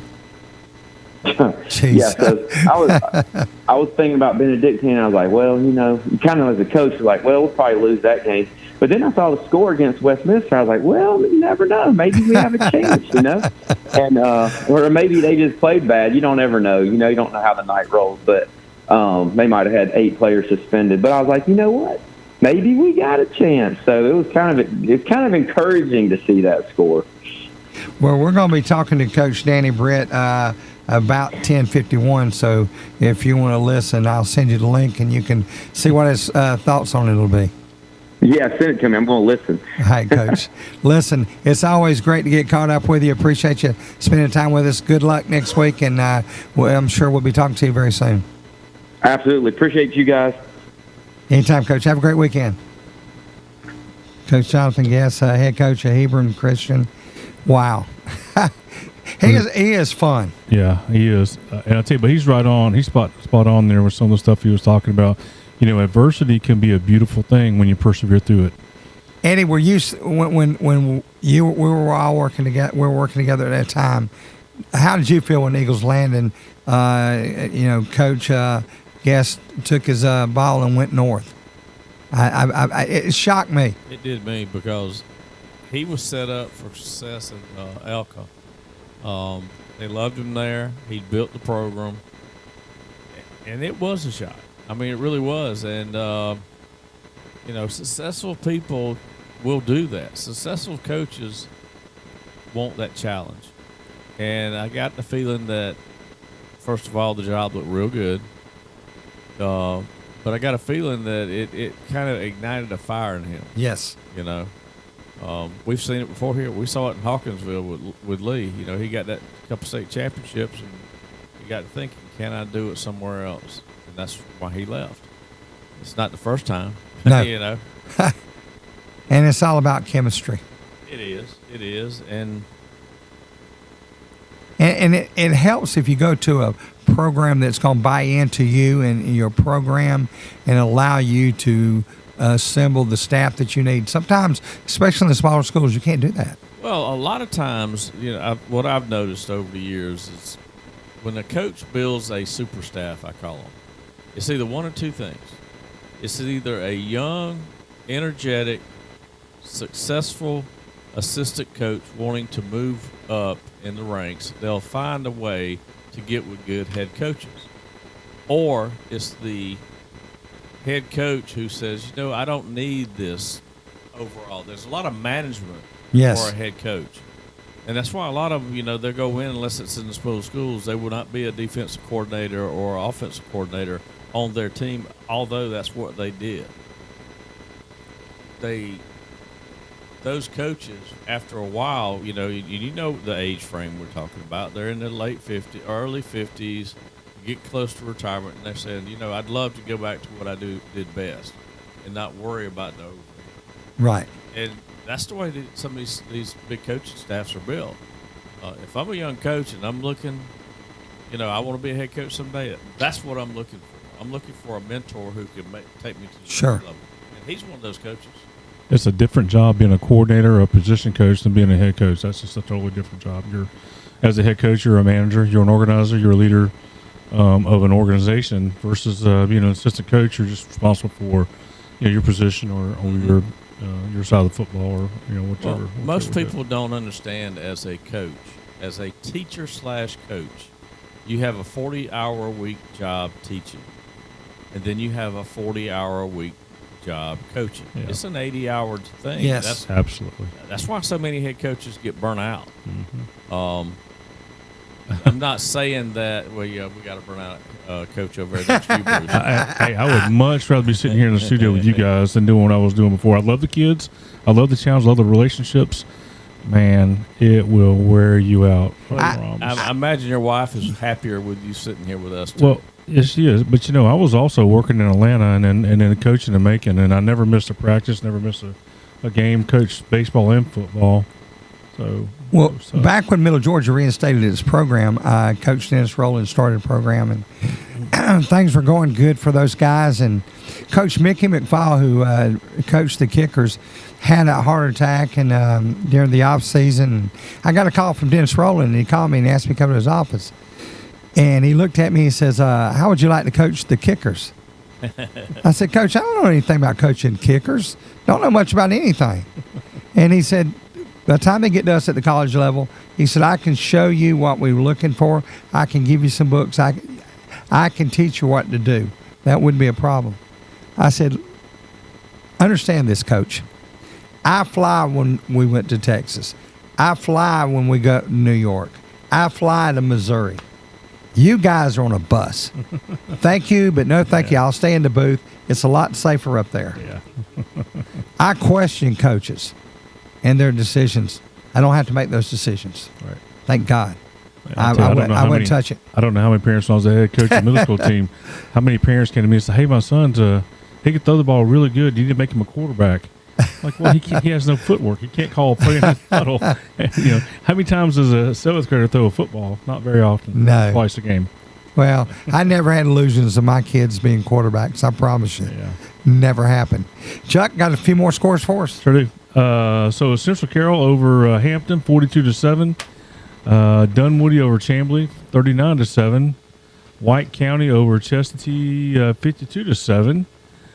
Darlington over Christian Heritage, 35-0. Coosa 33-6 over Gordon Central. And this is one that I wish I could have been in the game, and I'm surprised Eddie wasn't there. Crisp and Lovejoy knotted up 15-14 in Cordele. Eddie, what you want to say? For his comment real quick, we'll be talking with Coach Edgar Carson of Lovejoy coming up. Should be in our last segment. I was getting scores, and I got the highlights last night. That game went back and forth, the whole game. I mean, my future daughter-in-law said, we're playing wet ball over here, which meant, slippery football because of rain all day on brand new AstroTurf. Fumbles, running plays. It was 3 yards in a cloud of dust. No, it was about 1 yard in a cloud of dust. They said that game went down to the final 2 minutes. Final minute would end out who was going to win. So, yeah, that was a good one. Yeah, I saw the updates when we were in the booth last night. You were showing me, so that was great. On with the few more scores before we get a commercial. Well, before you go on, go ahead, one game that, I was watching last night, and I'm excited for John to get on because I want his update. That was the Westlake and Cedar Grove game because they were there, and that score was indicative of a great game. Yes. I think that was one of Georgia Public broadcast game. It was their they actually broadcast that game. And we're actually going to talk to Coach Rico Zachary in a little bit about that particular ball game. Of course, he was powerhouses. He was the head coach of the winning Westlake last night, and we'll be talking to him in just a little while. Yeah. John, about 2 more scores. Okay, so we got South Gwinnett over Decula, 21-12. Dade County over North Sands Mountain, Alabama, 48-6. And one more, Dalton over Saunterville, 50-14. Thanks, John. I'm sorry. I caught myself. I called you John while ago. You know what? Hey, I'll answer to anything. Call him Coach. Just don't call me anything that rhymes or Dan Mullen or Billy Napier or anything like that. You're listening to the Steakhouse Restaurant Saturday Morning Quarterback Show right here on the XL Sports Network. If you're near the 341 bypass in Hawkinsville, the smell of the fresh fried chicken may lead you right inside for the best meal you'll ever have. Stop and see Lewis Fowler and his staff at the Steakhouse Restaurant in Hawkinsville for the daily buffet and the daily specials. Come try the Thursday night buffet with shrimp and fish or the Super Sunday buffet after church. Plus, there's full service menu available. And let the Steakhouse Restaurant cater your next event, either in-house or on location. The Steakhouse Restaurant on the 341 bypass in Hawkinsville. Food Mart is a great place for snacks, cold drinks, and great Hunt Brothers Pizza. Then there's gas with easy in and out on the corner of Dooley and Commerce Streets across from the post office. Solo Food Mart, Hawkinsville. Call 478-783-2584. Solo, your stop for Hunt Brothers Pizza, cold drinks, snacks, lottery, and friendly staff.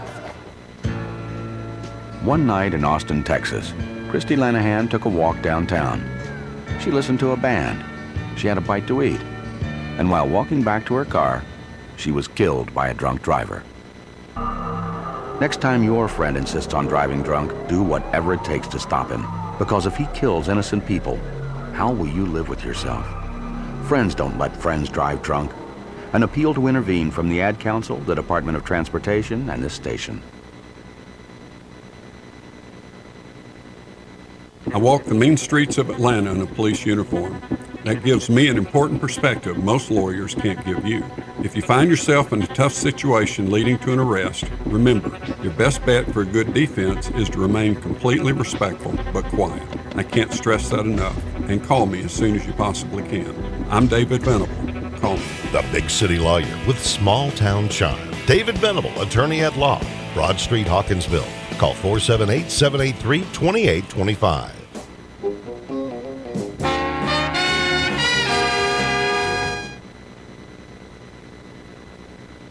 Welcome back into the Steakhouse Restaurant Saturday morning quarterback show. Folks, if you got a hankering for some good food, 12 o'clock, and of course, if you listen, you can take your phone with you and listen out there to Steakhouse. Go on out and get you some great food. You'll find the bar is set up great, noonday buffet out there.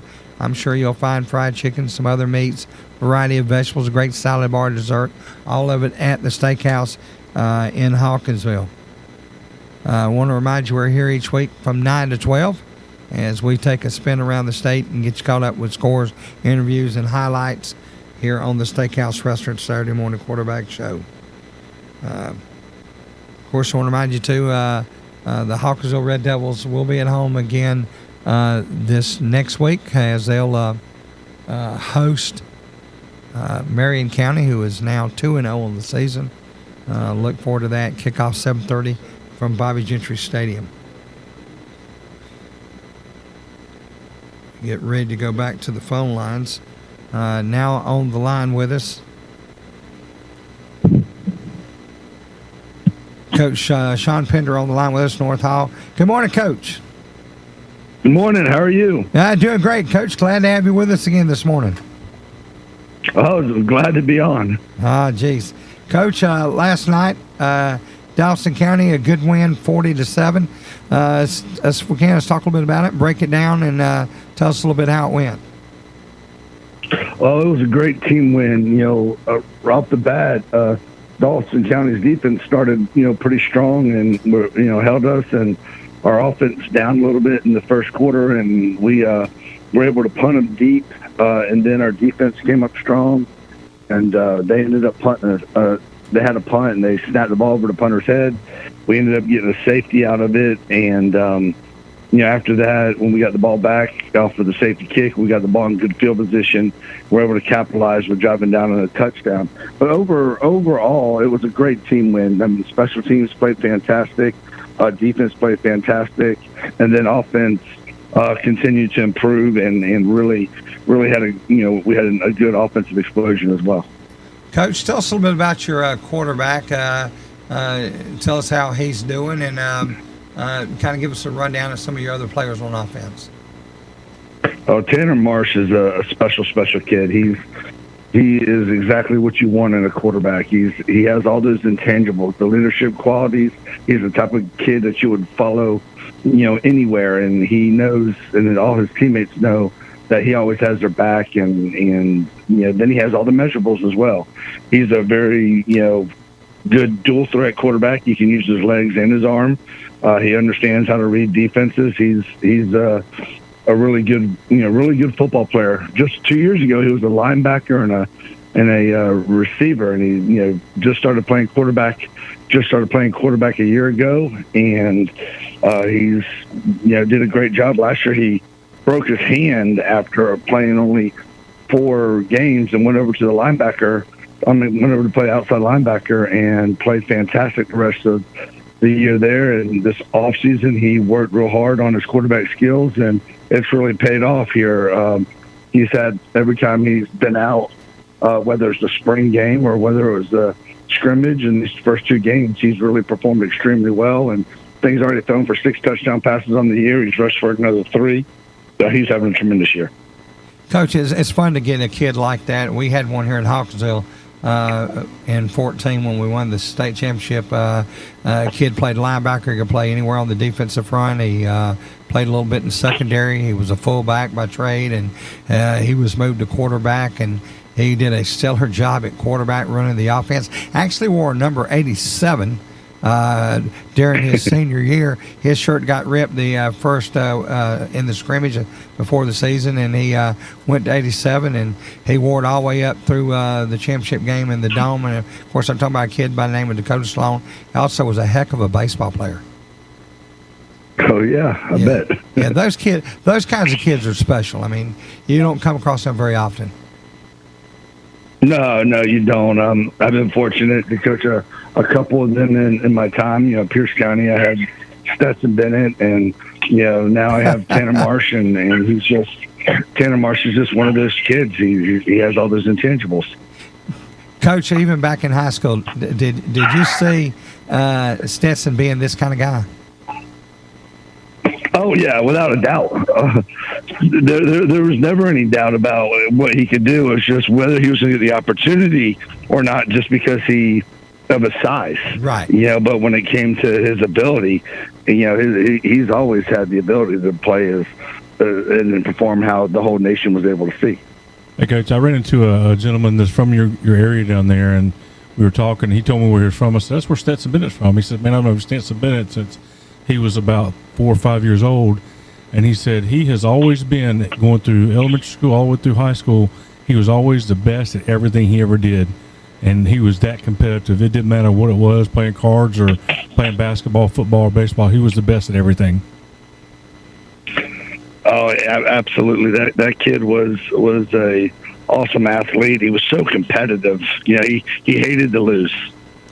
We're talking to Coach Sean Pender, head coach of North Hall. Coach, next week you're on the road at Walnut Grove. Any information on them? Well, I know they won their game last night. Last year they beat us pretty good, and I think this year's a different year. We're a different ball club than we were a year ago, and right now we're just going to look at improving ourselves, doing what we need to do.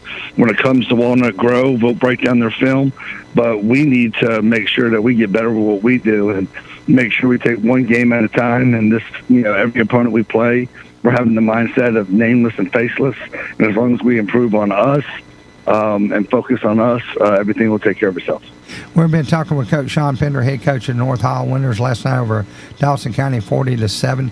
Coach, as always, it's a pleasure to have you on. Look forward to talking to you again. Have a great weekend. We'll talk to you soon.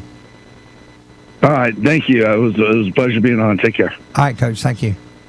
Of course, Coach Pender has been with us many times over the years, starting in Brantley County, went to Chris County one season, Pierce County, Brunswick, and then, of course, now at North Hall.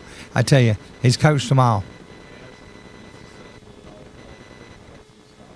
Chuck's got your mic off over there.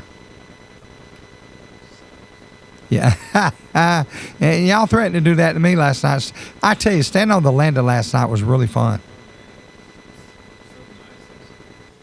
Chuck, if you'll push up that last pot over there on that far end, the last one, yeah, push it up. There you go. I want to be heard. He's got sound. Yeah. Yeah, but I don't know, that landing was great. We've done that many times over the years. Veranda. I was looking for the word last night. Penthouse. Veranda. It's the veranda. I mean, it was nice outside last night. It was a breath of fresh air.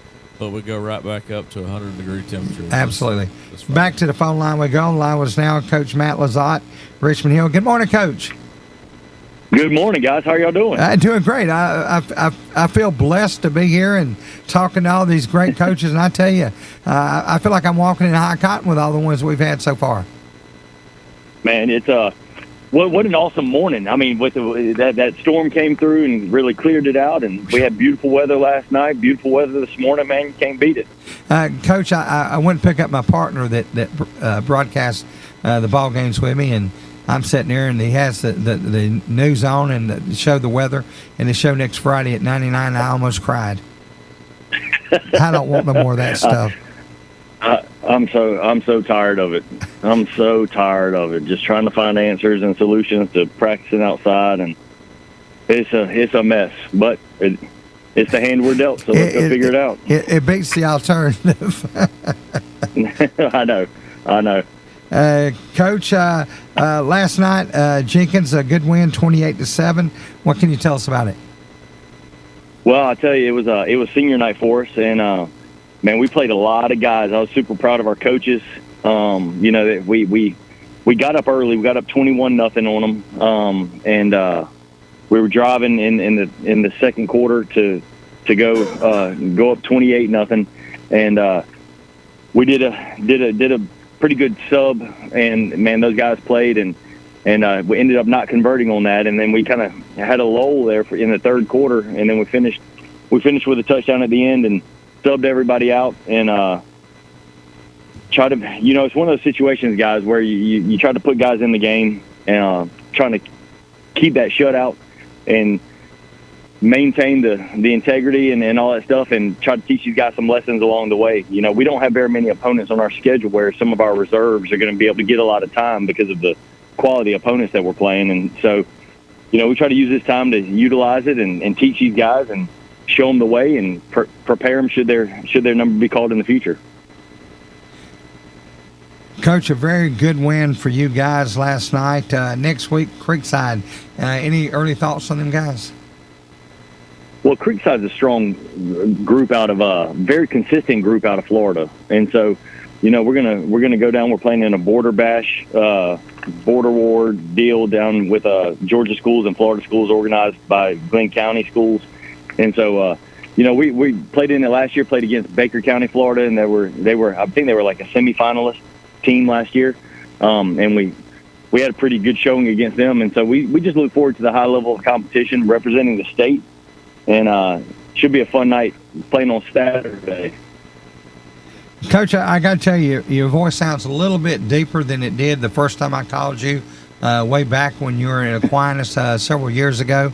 And I think you asked me the question when I called you the first time, why would you call me up here in Augusta? Because you coach football.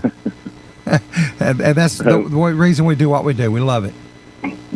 That's it, man. I tell you, I'm blessed every day. I'm able to go out there and get another game in, get another practice in. It's you know, you see so many times in this world things are taken from us, and man, we're blessed to do what we do and have the impact that we have in our communities. And I don't take that lightly. And man, I tell you, I've learned a lot over those years. I'm a lot better coach now than I was back then. I promise you that. Just seasoned vet, you know, and still a lot to learn. So. Looking forward to those days too. Coach, I don't think I've gotten any better over the years. I started doing what I do now in 1993. I've done a lot of ball games, talked to a lot of coaches, and every Saturday morning during football season, I get up and get a chance to talk to you guys. I just feel honored to talk to you guys. We appreciate you guys, everything that y'all do. Thanks for y'all's support, because listen, we couldn't do this without y'all. Well, I tell you, you do a great job doing it. And just the sheer fact that, again, you know, having me on here and all the different guys that you have on here, you know, it's anytime we're able to get on and talk about our programs, be asked very good questions to be able to dive in deep about what we do, how we do it, who we play, what happened while we were playing.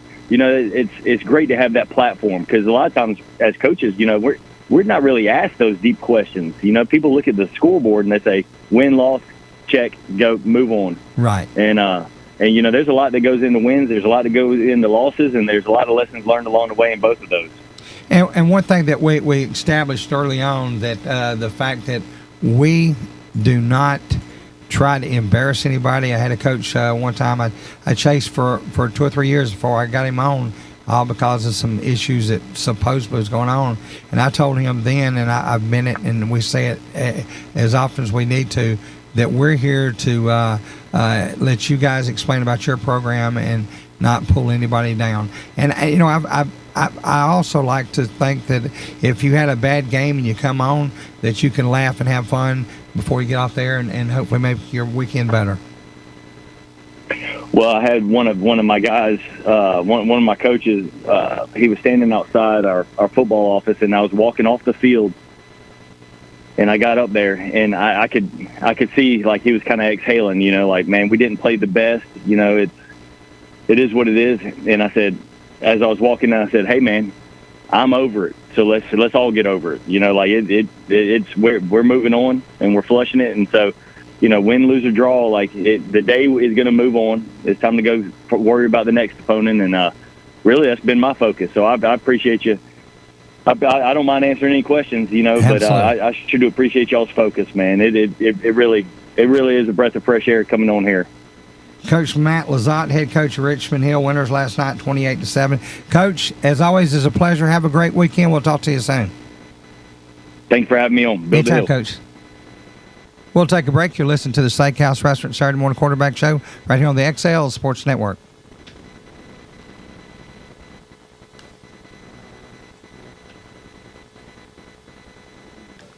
If you're near the 341 bypass in Hawkinsville, the smell of the fresh fried chicken may lead you right inside for the best meal you'll ever have. Stop and see Lewis Fowler and his staff at the Steakhouse Restaurant in Hawkinsville for the daily buffet and the daily specials. Come try the Thursday night buffet with shrimp and fish or the Super Sunday buffet after church. Plus, there's full service menu available. And let the Steakhouse Restaurant cater your next event, either in-house or on location. The Steakhouse Restaurant on the 341 bypass in Hawkinsville. Food Mart is a great place for snacks, cold drinks, and great Hunt Brothers Pizza. Then there's gas with easy in and out on the corner of Dooley and Commerce Streets across from the post office. Solo Food Mart, Hawkinsville. Call 478-783-2584. Solo, your stop for Hunt Brothers Pizza, cold drinks, snacks, lottery, and friendly staff. One night in Austin, Texas, Christy Lenahan took a walk downtown. She listened to a band. She had a bite to eat. And while walking back to her car, she was killed by a drunk driver. Next time your friend insists on driving drunk, do whatever it takes to stop him. Because if he kills innocent people, how will you live with yourself? Friends don't let friends drive drunk.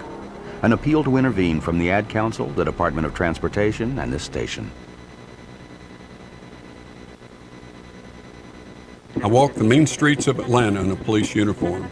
That gives me an important perspective most lawyers can't give you. If you find yourself in a tough situation leading to an arrest, remember, your best bet for a good defense is to remain completely respectful but quiet. I can't stress that enough. And call me as soon as you possibly can.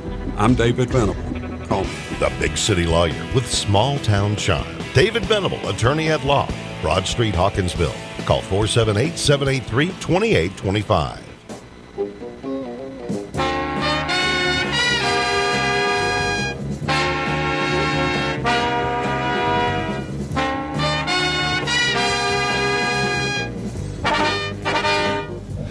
Okay, welcome back into the Steakhouse Restaurant Saturday morning quarterback show.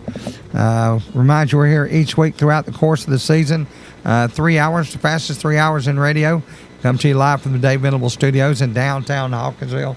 It is 10:37, and we continue. John, Eddie, excuse me, less than an hour, you'll be going on with John.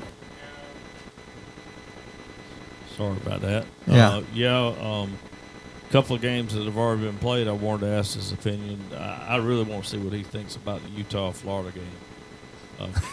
Coach and I talked about that last night. Wow. You get down in the red zone that many times, and you come away with 10 points. I'll tell you what, Florida was horrible.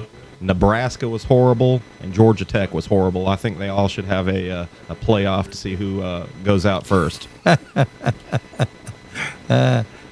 but things like that. I want to hear what he says about the Westlake Cedar Grove game.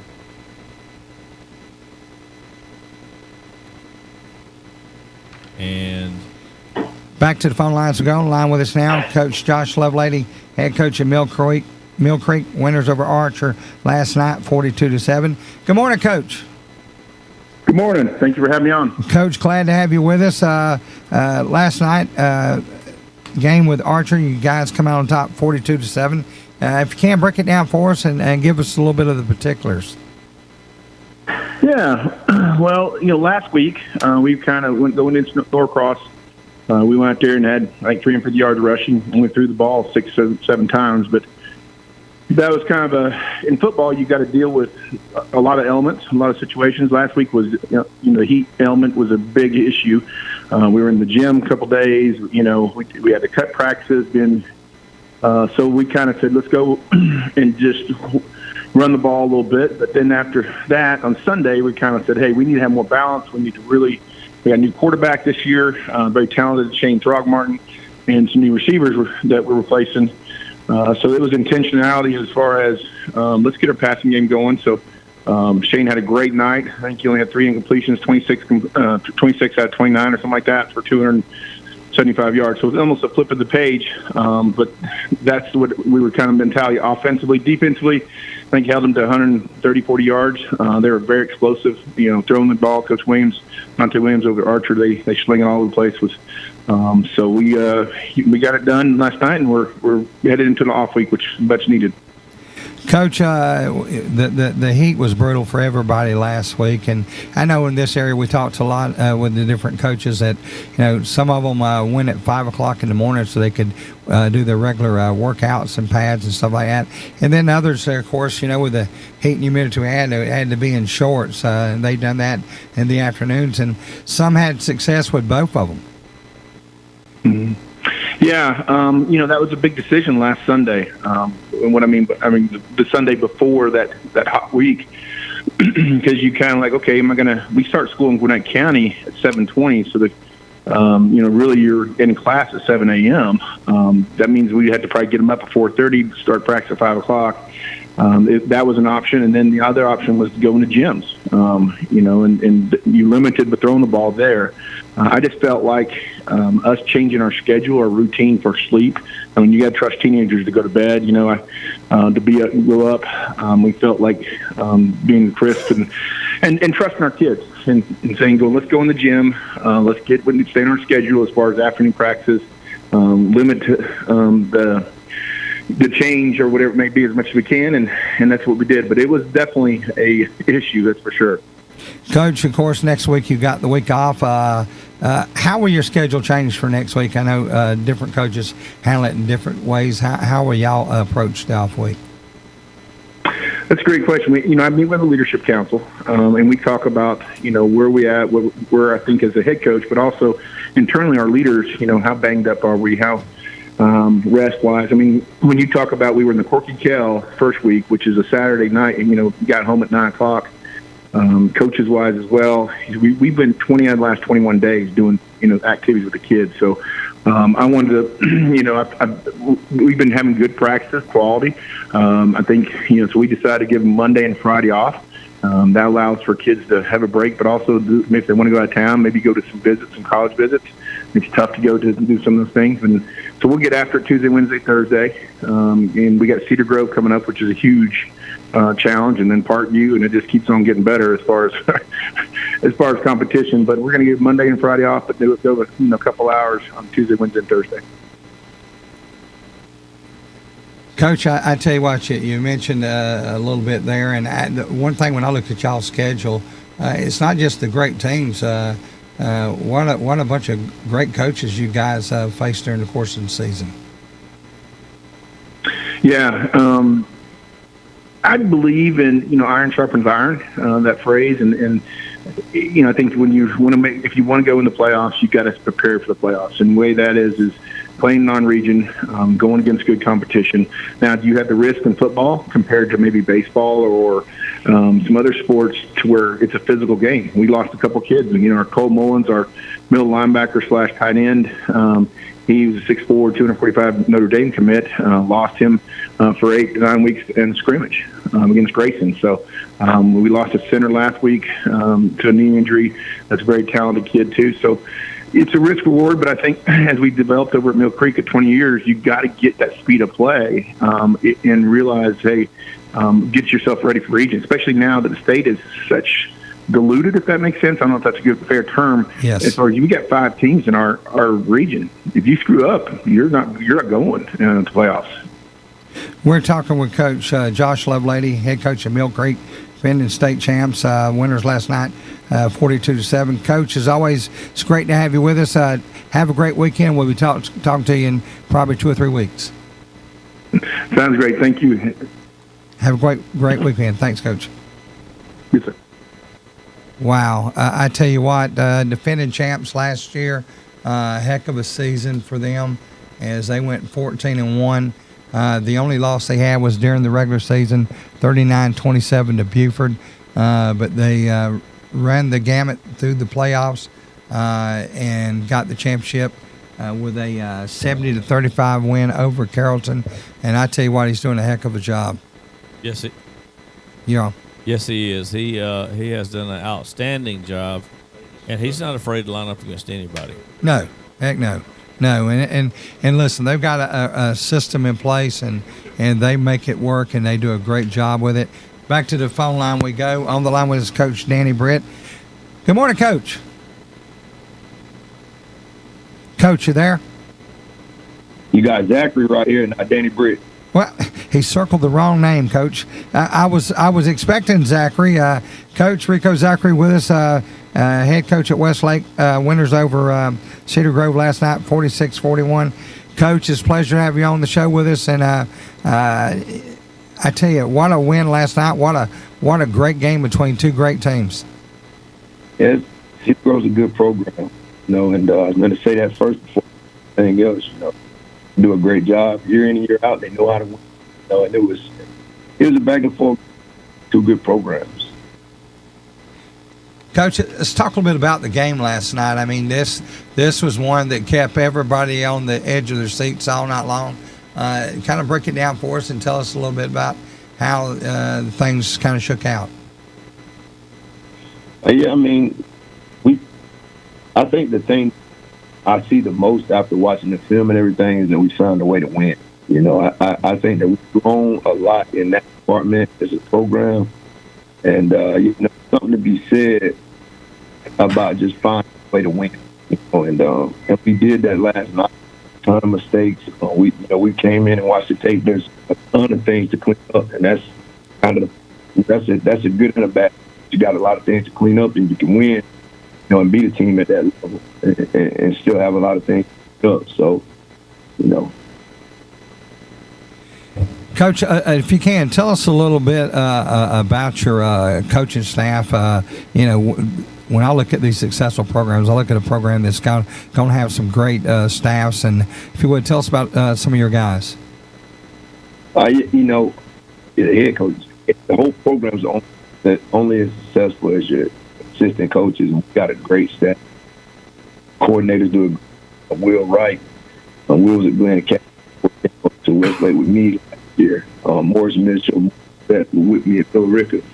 And, kind of knows how I like to, do programs. And, we got a lot of guys from other places. We got some guys from South Georgia. Snoop Arnold, had about all-star coach. We got a couple of guys from McKeecher a few years ago. We got guys that have been in good programs and know what it looks like. And, that's what we wanted to kind of bring to Westlake, put our heads together and try to make this the best program that we could possibly get. We're talking with Coach Rico Zachary, head coach of Westlake's winner last night over Cedar Grove, 46-41. Coach, next week, Southwest Cab, do you have any information on them yet? Not much. I'm kind of as we speak. I know they look a lot better than last year, coach. And so we'll see.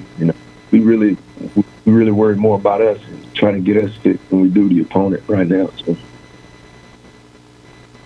Well, Coach, when I think of Southwest Cab, I think of old Coach Buck Godfrey and the years that he spent there and the kind of program that he built. And, it'd be nice to see those guys get back at that level. But, Coach, I'm going to tell you, everywhere you've been, you've done a great job.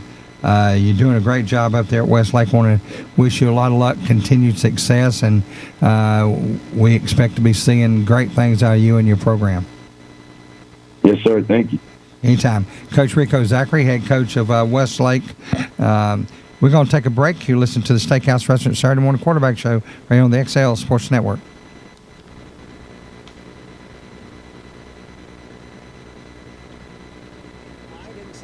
Best meal you'll ever have. Stop and see Lewis Fowler and his staff at the Steakhouse Restaurant in Hawkinsville for the daily buffet and the daily specials. Come try the Thursday night buffet with shrimp and fish or the Super Sunday buffet after church. Plus, there's full service menu available. And let the Steakhouse Restaurant cater your next event, either in-house or on location. This Steakhouse Restaurant on the 341 bypass in Hawkinsville. I walk the mean streets of Atlanta in a police uniform. That gives me an important perspective most lawyers can't give you. If you find yourself in a tough situation leading to an arrest, remember, your best bet for a good defense is to remain completely respectful but quiet. I can't stress that enough. And call me as soon as you possibly can. I'm David Venable. Call me. The big city lawyer with small town charm. David Venable, attorney at law. Broad Street, Hawkinsville. Call 478-783-2825.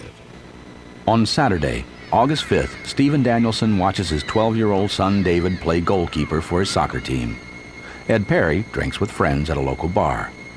After the game, Stephen and David say goodbye to the team. After a few rounds, Ed Perry says goodbye to his friends. The Danielsons drive westbound on Route 2. Ed Perry sideswipes their car.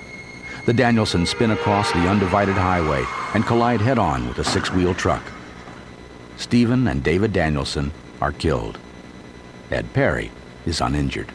The preceding story actually took place in Concord, Massachusetts. Only the name of the drunk driver was changed. Next time your friend insists on driving drunk, do whatever it takes to stop him. Because if he kills innocent people, how will you live with yourself? Friends don't let friends drive drunk. An appeal to intervene from the Ad Council, the Department of Transportation, and this station.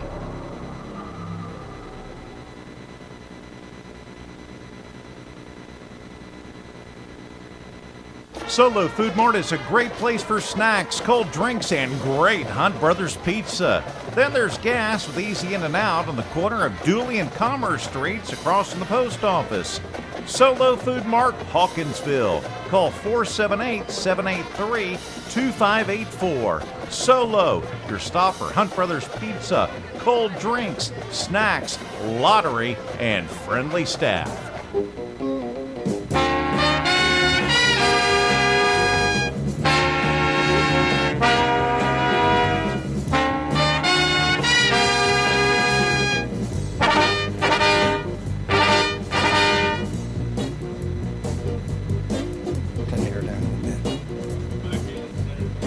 Show.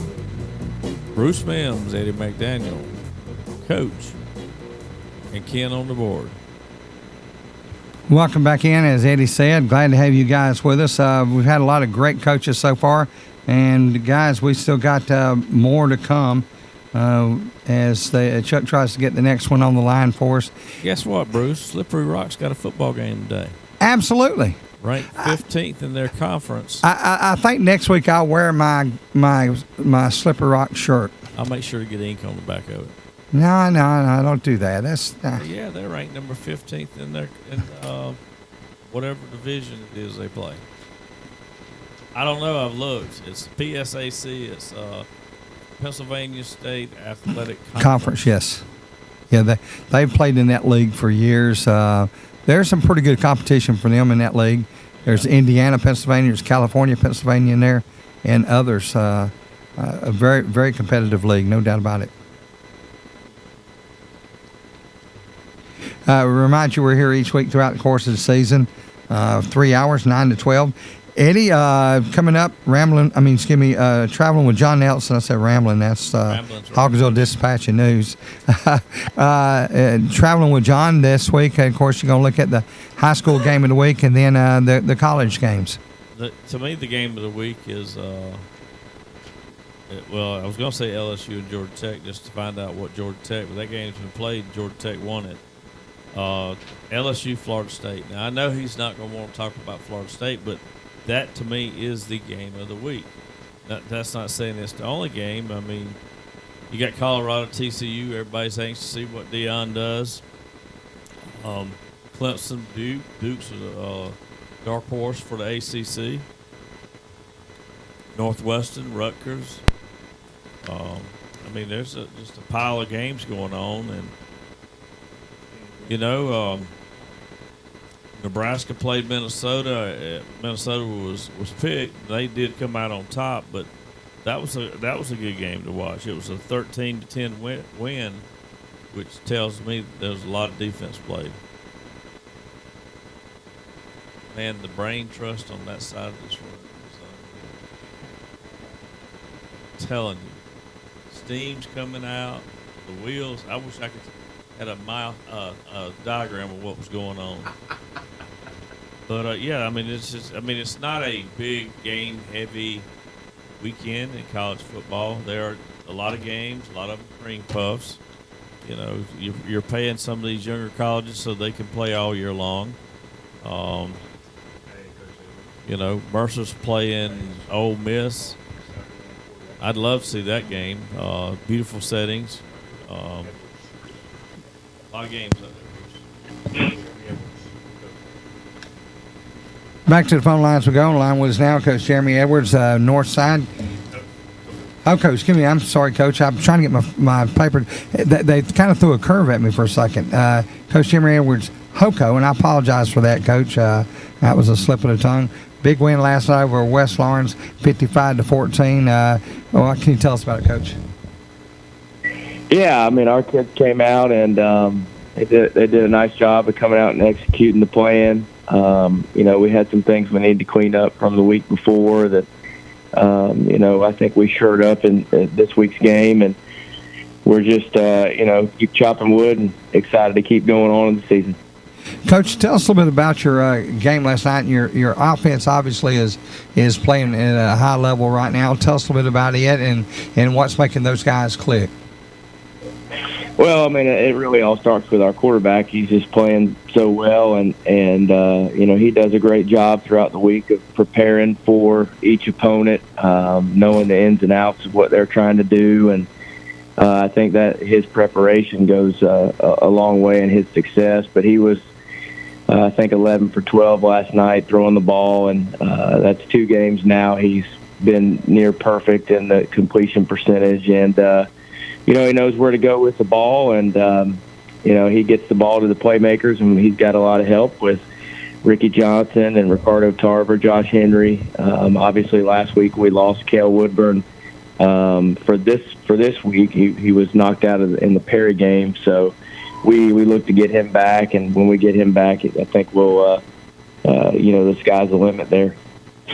Coach, you mentioned the Perry game, and of course, Coach Kevin Smith and company is doing a great job, and I tell you what, those guys really step up and play well. Houston County as a whole, you guys, Northside, Warner Robins, Perry, even Westfield over there. When you go to Houston County, you better be ready to play ball.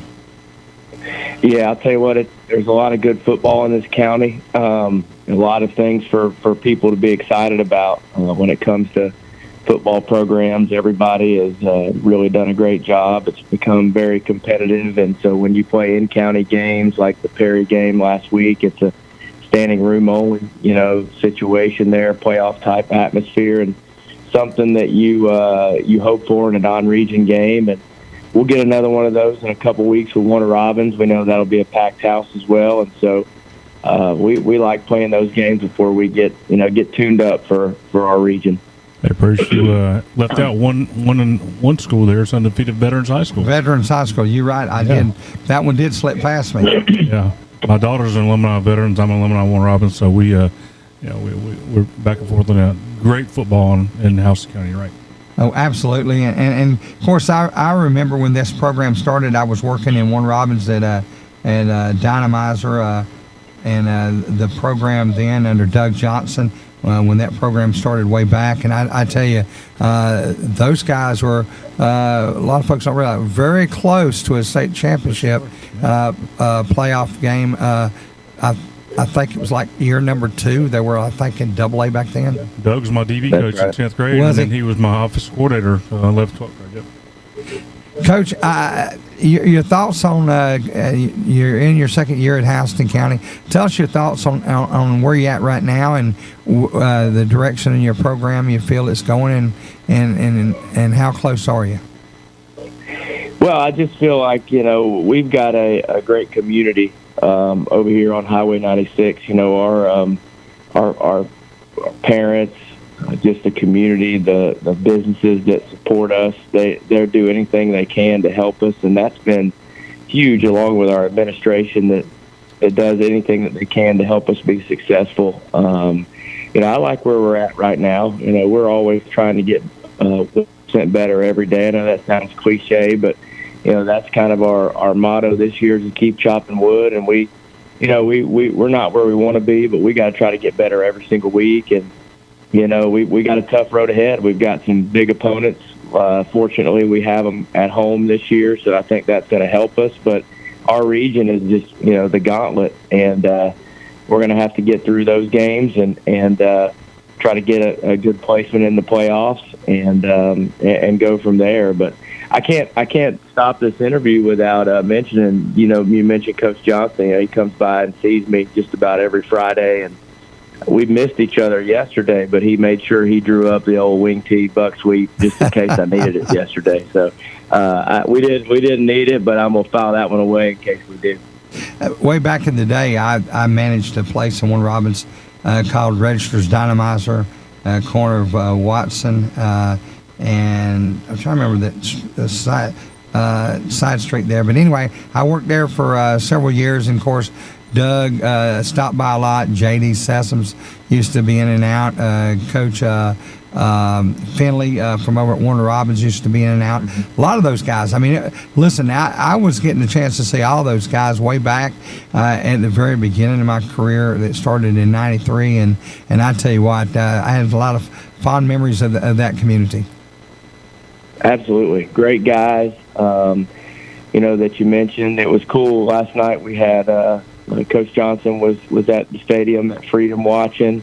Von Lassiter, who was a former HOCO head coach, was there watching at the stadium. So it's cool to have those guys come back. They're both good friends of mine now. We have good relationships, and so it's really nice for them to come back and support us and see the program that we're trying to continue that they started and keep building. Well, Coach, listen, it's a pleasure to talk to you. Have a great weekend, and I promise next time I won't get turned around and call you one of the other guys. Yeah.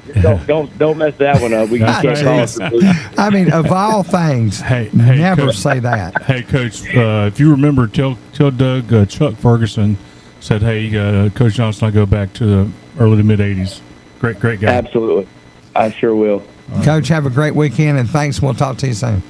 Yes, sir. Thank you, guys. All right. We're going to take a break. You'll listen to the Steakhouse Restaurant Saturday Morning Quarterback Show on the XL Sports Network.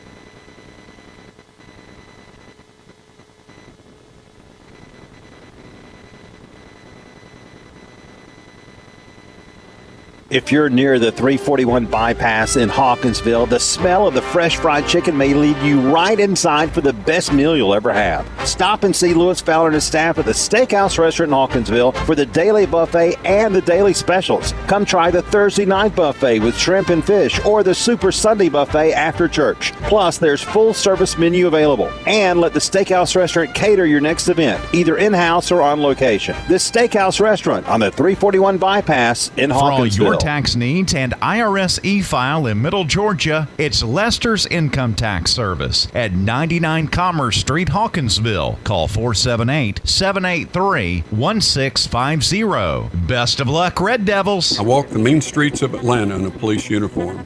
That gives me an important perspective most lawyers can't give you. If you find yourself in a tough situation leading to an arrest, remember, your best bet for a good defense is to remain completely respectful but quiet. I can't stress that enough. And call me as soon as you possibly can. I'm David Venable. Call me. The Big City Lawyer with Small Town Chime. David Venable, attorney at law, Broad Street, Hawkinsville. Call 478-783-2825. The answer to your insurance needs is simple. The Grimsley Agency. No matter your needs, life, auto, or home, it's the Grimsley Agency. You can trust Danny Grimsley and his staff with great coverage for your whole family. New car or home, the answer is the same. The Grimsley Agency. Give them a call at 783-2581 or see them at 203 Commerce Street, Hawkinsville. Proud supporters of all Red Devil athletics.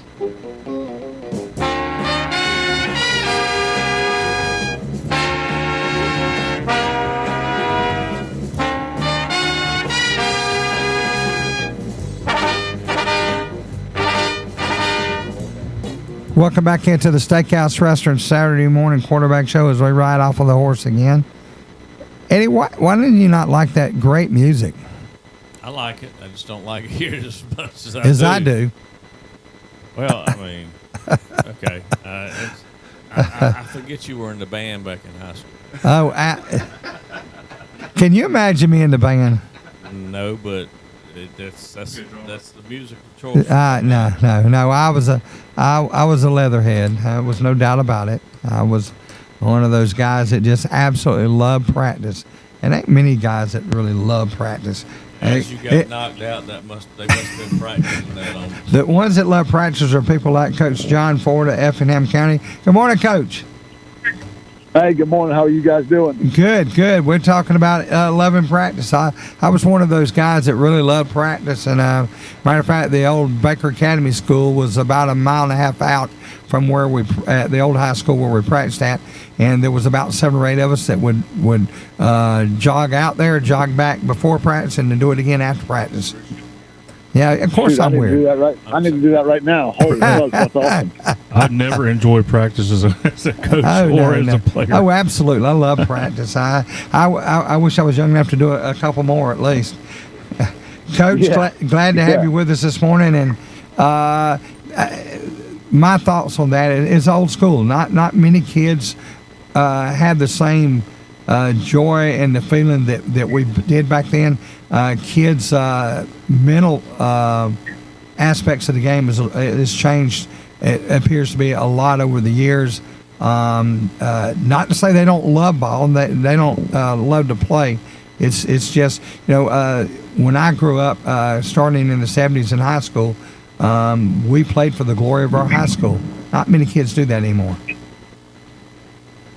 Yeah, and kids have more of a cafeteria lifestyle now. There's a lot more available to them. Back in our day, I mean, you go sit at home, you had 3 TV channels. What were you going to watch? You couldn't DVR stuff. You couldn't pull stuff up on demand.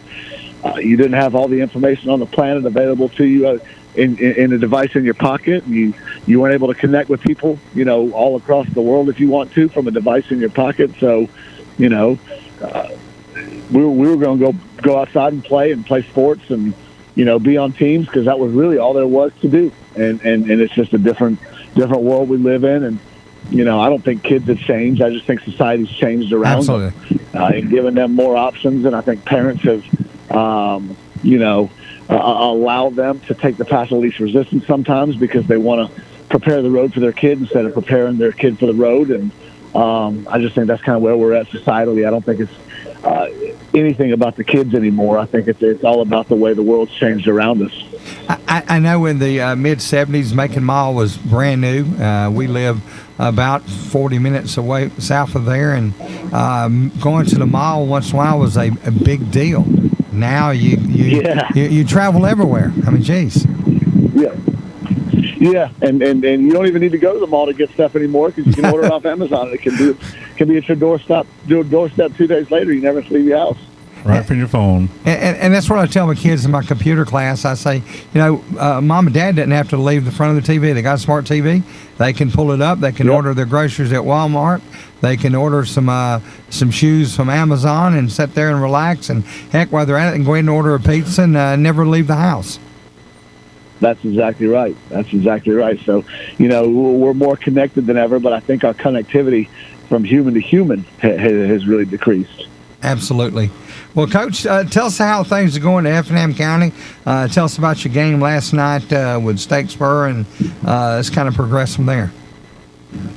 We're a young football team that is just battling every week, and we were fortunate to beat a good Statesboro team last night. We played early in the season 7A Richmond Hill, outstanding football team who gave Ware County a battle 2 weeks ago, and we played Burke County and Franklin Stevens, one of the best coaches in the state, and the Burke County Bears were tough. So we dropped those 2 games, but we got back on our feet last night against a really good Statesboro team, and I just really enjoy coaching this team. They're a great group of young men. They work hard, they practice hard, they lift weights hard, and you're just excited to see them hopefully keep taking steps.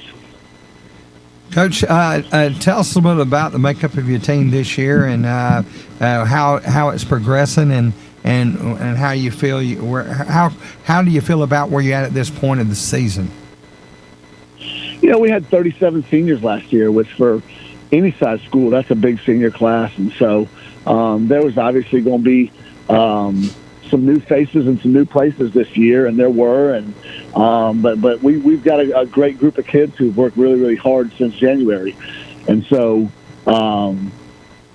we're just really excited to see them grow and develop and become the young men and become the team they believe they can be, and they have high expectations on themselves, and they compete and they push, and just fired up about watching them grow through the season and through the process. Coach, let's talk a little bit about you're taking over there and about your staff this year, and and how you feel about your staff and some of your guys and what they're doing for you. This is year 3 for me at Effingham, and feel great about what we're building and where we're going, and what the future of this program is going to be. I've got a great group of coaches, and they're a great group of coaches not just because they know ball, because they know X's and O's, but because they're great men and they care about kids. And so brought in or promoted William Pinnell to be defensive coordinator this year, and he's done an awesome job on that side of the ball. And was able to hire a couple of guys to help him out on that side of the ball.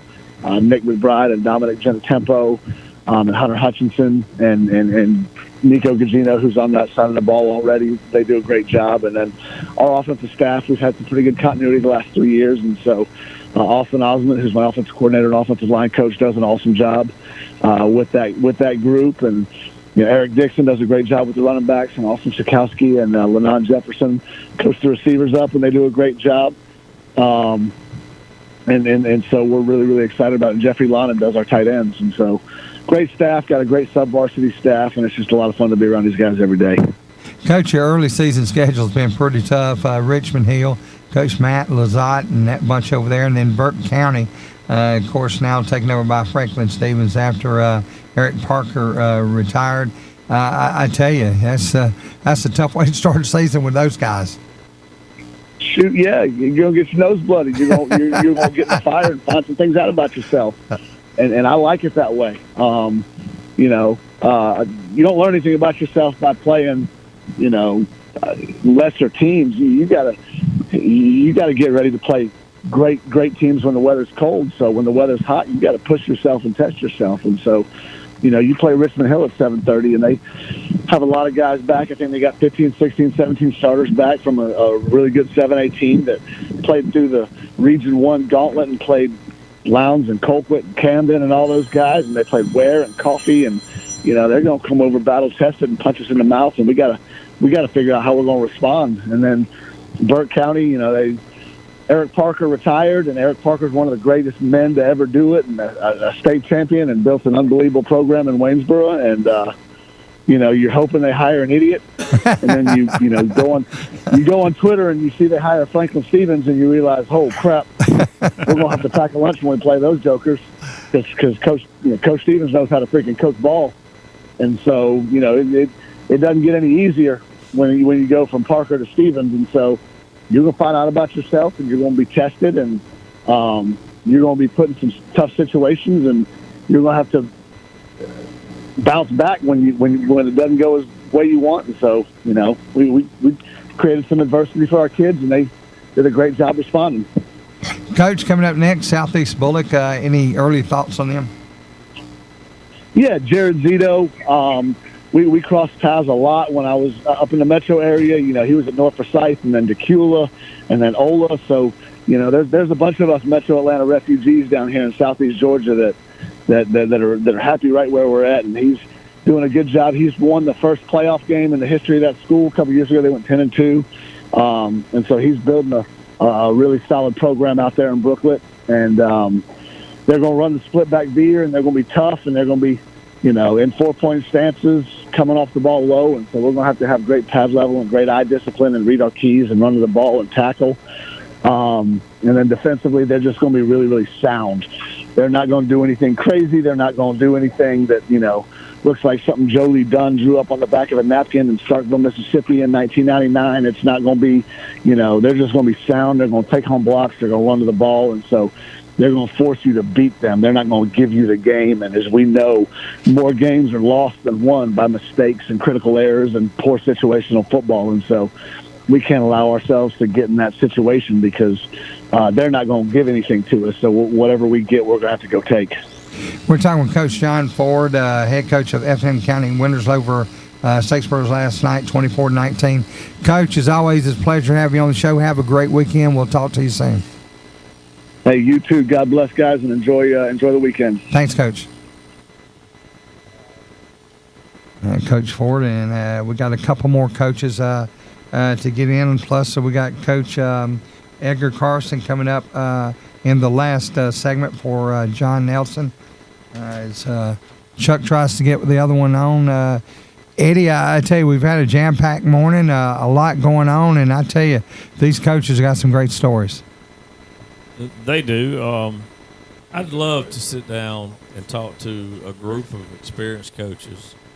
The coach has been in as head coach 10 years or more, and get them to tell us about what they've learned from the time, their first time they walked on the field for a high school game as a head coach. Back to the phone line we go. On the line with us now, Coach Danny Britt, Benedictine, winners over Westminster last night, 27-14. Good morning, Coach. Coach, you there? Coach.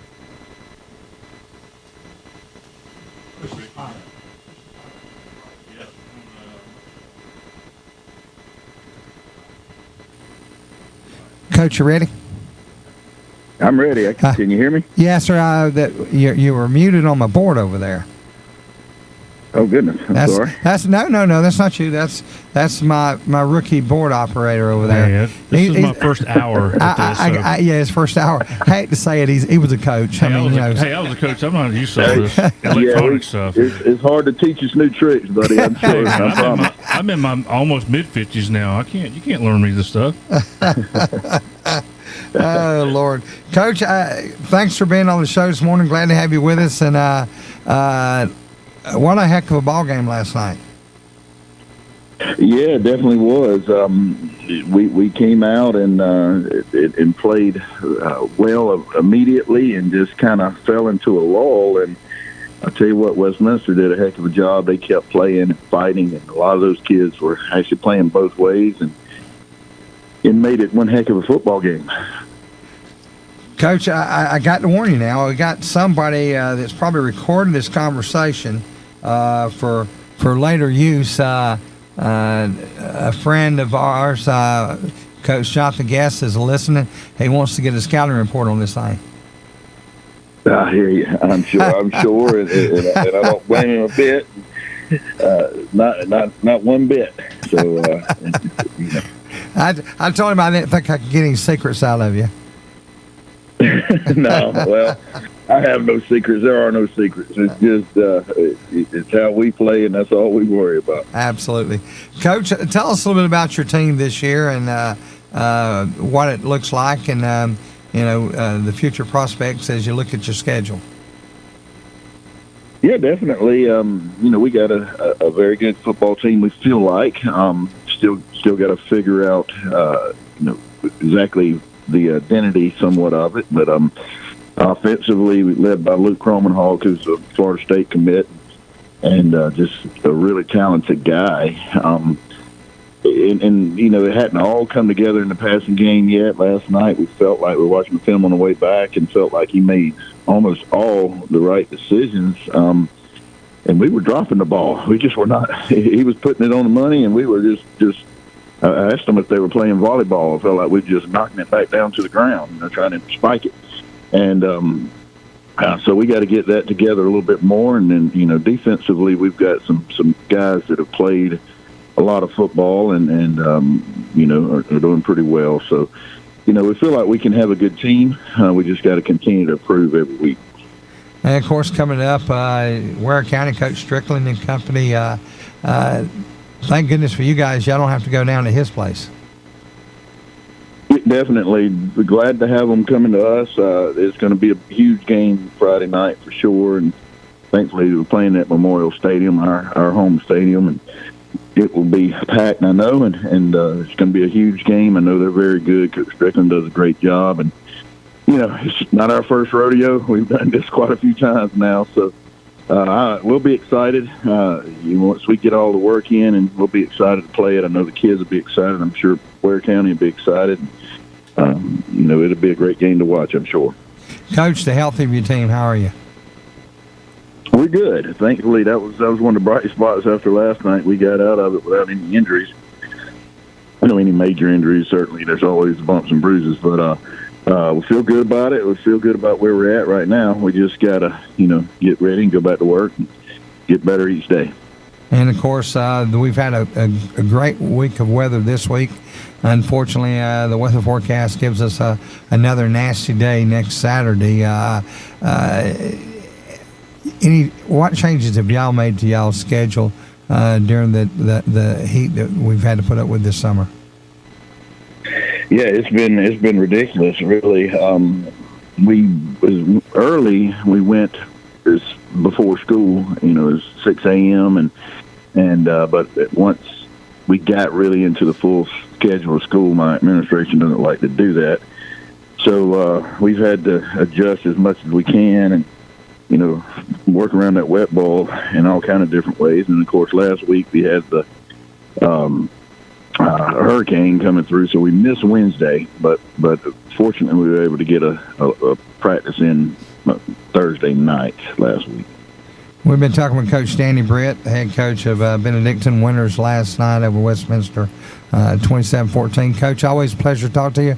Have a great weekend. Get you some rest, and we'll talk to you soon. Yes, sir. Thank you so much. Thanks, Coach. I tell you, Eddie, when you look at his schedule, he's got Ware County coming up. Then he's got Hebron Christian. After that, he's got New Hampstead with Coach Kyle Hockman. I tell you, it's a who's who of coaching. Franklin Stevens and Burke County after that. J-Bob Shaw's coming up in the next to the last regular season game in Wayne County. I tell you, that's going to be tough. You start talking about all these extra players, you get them. It's like a glow that comes out on them. Oh, absolutely. Back to the phone lines we go. On the line with us now, Coach Mark Wilson, Bacon County. Good morning, Coach. Glad to have you with us again. Well, good to be here. Appreciate y'all having me. Coach, heat and humidity this last week, the week before, and then this week you had the hurricane come through, and I guess that affected y'all playing Berrien? Yeah, it really did. We were fortunate over here. We got a lot of rain, a little wind, but I think Berrien had a lot, and they had electricity out and trees down, and bad situation for them, and just couldn't get the game in. Coach, let's talk a bit about your season at this point and the health of your team.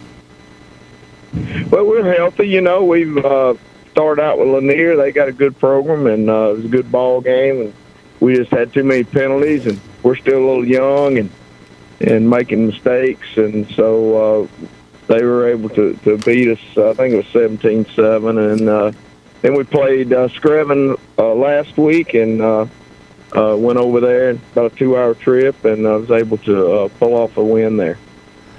That's a good win anytime you can go on the road and beat Screven. They play very well. Of course, Atkinson County, I guess, is coming up next for you guys. Coach Bobby Jones and company. Any early indication on what they've got? Well, they're, be honest with you, don't know a lot about them. I was dealing with Berrien, getting ready for the Berrien game all week, so I hadn't done a lot of preparation for them. But Coach does a good job wherever he's been, and I think they'll be tough. That's always a sort of rival game, I guess, for us, and we've been that close, and so it'll be a good game. Coach, I tell you, when you look at y'all's schedule and look at the coaches, I mean, Ron Duncan, Ken Eldridge, you also have Don Tyson coming up, Ben Turner, who's done a pretty good job at East Lawrence, Don Norton in Johnson County. You've got Maurice Freeman still to go, and Casey Soliday. Wow, that's some great coaching over in y'all's league. Yeah, I tell you what, when they showed me my schedule when I got in here last year, I said, good land. Then we played it and ended up, I think, being the toughest schedule in Single A, because I think 8 of them made it to the second round, 4 of them made it to the Final Four, and 1 of them played for us. So wow. We got our hands full, trying to build a program, but our kids have worked hard and got in the weight room, and we feel good about the direction we're headed.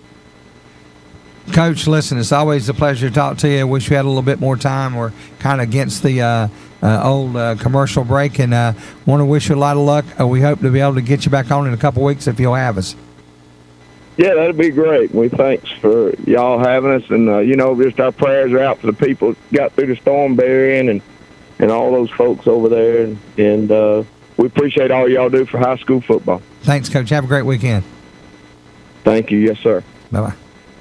And, of course, Eddie, fairly regular participant here when he was over at Taylor County. Glad to see he's landed over there and want to wish him a lot of luck. I've really enjoyed talking to him a lot over the years. Yeah, I know I've been listening to him for a long time. He's one of those coaches that he'll get in, he'll settle in, and he'll start that slow process of building his mold. And usually when he usually he's pretty successful. Bruce is coming up on the bottom of the hour, which means John Nelson time. I tell you, when I first started looking at this week in college football, I was like, it's a week, but there's some storylines out there.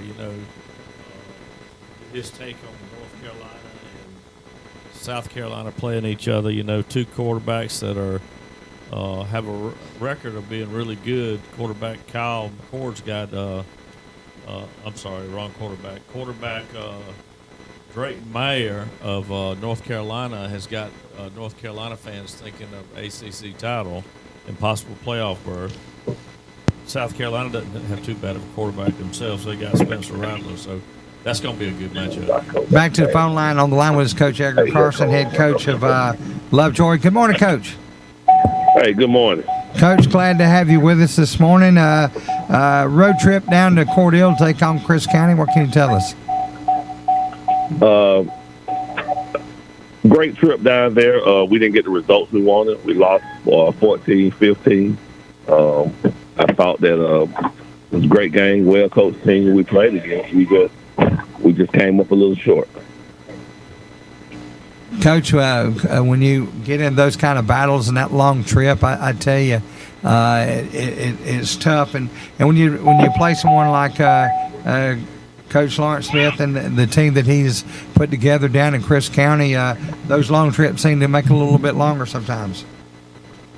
Yeah, it does. But, for me, though, we had opportunities to win that ball game. So I feel like everything, those self-inflicted things that we could have did better to win the game. I thought we dropped 2 to 3 touchdowns. I thought defense played well. We moved the ball up and down the field all night long, but we got to capitalize once we get in the red zone. We got to capitalize on missed opportunities. Coach, you're 3 games into the season. You played Monday's Mill, Jackson, and then Chris County. Next up, South Atlanta. Coach Jeff Franklin and company.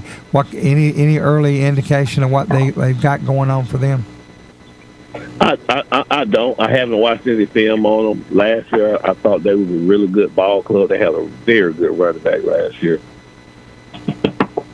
And Coach, you guys are in a pretty tough region. You got some pretty good teams in there.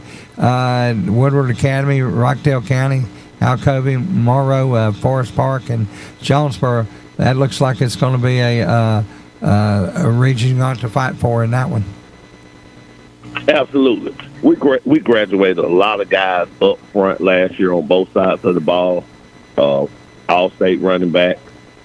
But I'm extremely proud of our guys because we're growing up week to week. So we got one non-region game left, which is South Atlanta. Hopefully we can get back on the winning track. That'll put us at 500, and the rest of the way will be region games. So our kids are growing up week to week. So I'm extremely proud of them. So we're looking to have a great practice this week, go out and play South Atlanta, and then get ready for our region schedule, the rest of the region schedule. Coach, you've had a good career there at Lovejoy starting in 2014, and you've had a lot of success. And keys to success there in that community? Yeah, it's been great for me. It's been a great community for me. I've grown to really love Lovejoy. It's been great for me. This is my 13th year at Lovejoy High School, so I am excited about what's up in the future. But it's been great for me. Well, Coach, listen, as always, it's a pleasure to talk to you. Have a great weekend. Good luck to you guys next week, and we hope to be able to get you back on in a few weeks. No problem. Thanks for the Thanks, interview. Coach. Have a great weekend. You too. Coach Edgar Carson, Lovejoy as head coach began in 2014. Only missed the playoffs one time during those years. Does a tremendous job. We'll take a break, and we'll be back with more of the Steakhouse Restaurant Saturday Morning Quarterback Show right after this.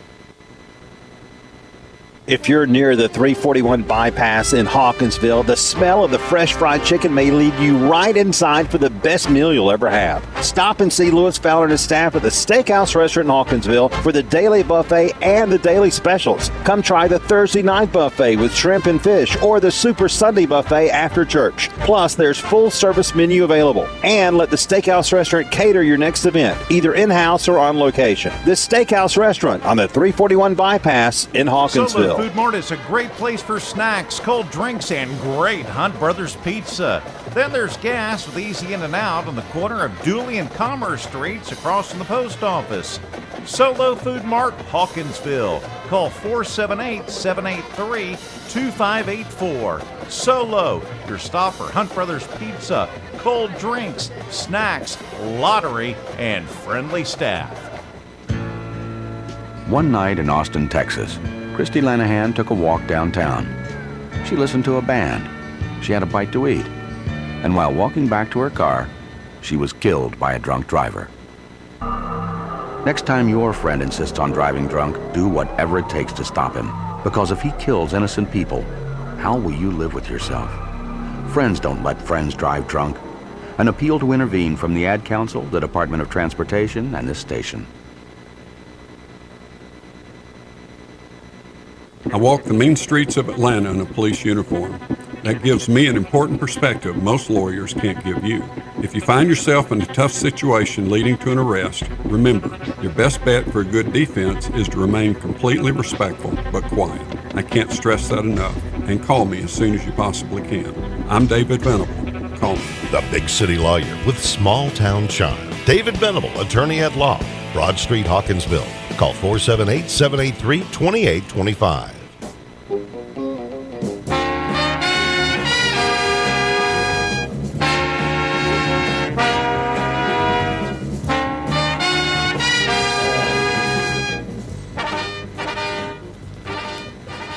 Welcome back into the Steakhouse Restaurant Saturday Morning Quarterback Show. As we continue to the phone lines we go, traveling with John Nelson. Good morning, John.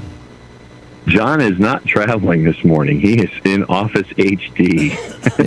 If you leave the room, that's traveling. There you go. I like that idea. And you said you got home at midnight last night. Yeah. The game was quite long for understandable reasons, as per one of your earlier guests, head coach Rico Zachary. He can attest to that. Wow. And, yeah, then just driving from one end of the city to the other, you kind of roll in about midnight, and then you're like, oh, it's Saturday. I guess we know what that means. Well, we rode from one side of the city to the other, and I was home at 10:14. We can walk from one side of the city to the other. Well played, yeah. Minutes here. Eddie, are you awake over there? Yeah, I'm awake. I'm waiting for y'all to get through. I'm just wondering. Hey, Bruce, he's wearing a really nasty shade of red. That's that Tennessee. It is. It looks like a Tennessee orange. Yeah. There's a reason for the shirt. Long sleeve, skin cancer. Oh, long sleeve already? Yeah. Yes, I wear long sleeves everywhere now. I had some skin cancer stuff I got to get taken out. And that is definitely the reason to make sure that you take care of number one. That's definitely the way that it's supposed to be. So never step in number two. They got real quiet over here. It's all fun and games, guys. You guys are on a roll this morning. Well, yeah, I'm telling you. I just didn't feel any Tennessee and ex-con jokes were appropriate at this point. I'm sorry. That's later in the year. Hey, we have much later. We have a McDonald's bag over here in the trash can. I might need to look and make sure there's cash. There in may be some money in that bag. Yeah. Hey, John. I mean, there were several games across the Georgia landscape last night that were really good. You were at Westlake, Cedar Grove, which those two teams are traditionally powerhouses. So, you don't really know what to expect there. It's almost like a hatred game, I think, between them. But the second game that GPS broadcast was the Warner Robins Northside game. That was the game that went down to the final wire. Yeah, we got lucky with our two good ones. It was almost like we know what we're doing when it comes to planning games, right? Yeah, I mean that was one. I got home and I followed that game to the very end. That was another one of those games. Of course, there were some blowouts. And it's going to happen. It's early in the season. Coaches are trying. First of all, you got coaches lower classifications playing up to get battle tested for region play, and you got you just got games that you don't know how they're going to turn out when you put them on paper. So, high school football. I said it last night.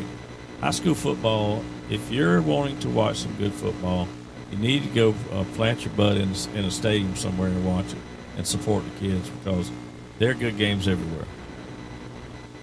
And what I would recommend is go to a place you've never been.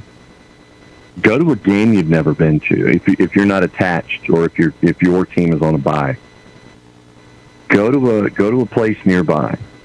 Maybe or even if you've got a case of the wanderlust in you, go find a match that's that's not close to you, that you can kind of sit there and say, okay, I've never been to this one before. So that would be my request, is that you make a pilgrimage to a game to watch a team or a rivalry that you have not seen but you have heard of, and you can finally sit there and say, oh, okay, now I know what they're talking about when it comes to these two particular teams, or this particular school or something like that. Because when you get to do something like that, then you get to kind of share that experience with other folks who might not have taken those same steps that you have taken. So that's what I would suggest, is sit there and go someplace new to share those new experiences with other folks who haven't had those new experiences that you've had. So that is my request. Take a field trip or two this year and see something that you've not seen before. I'll tell you, John, that Warner Robins Northside, when you were talking about, I was able to have five different games I played in high school between us and Northside, and it is an incredible rivalry. It really is. Okay, so here's my question to the morning. So what I need is the Saturday morning quarterback group to put on their Quizmaster blazers. I need you to go over to the closet.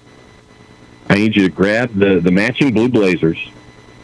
I need you to put them all on so we can all workshop this question for Saturday morning quarterback Quizmasters. Do you have your blazers on? Sure. Hey, let's pick that up. Let's pick that up on the other side of the commercial break. XL Sports Network.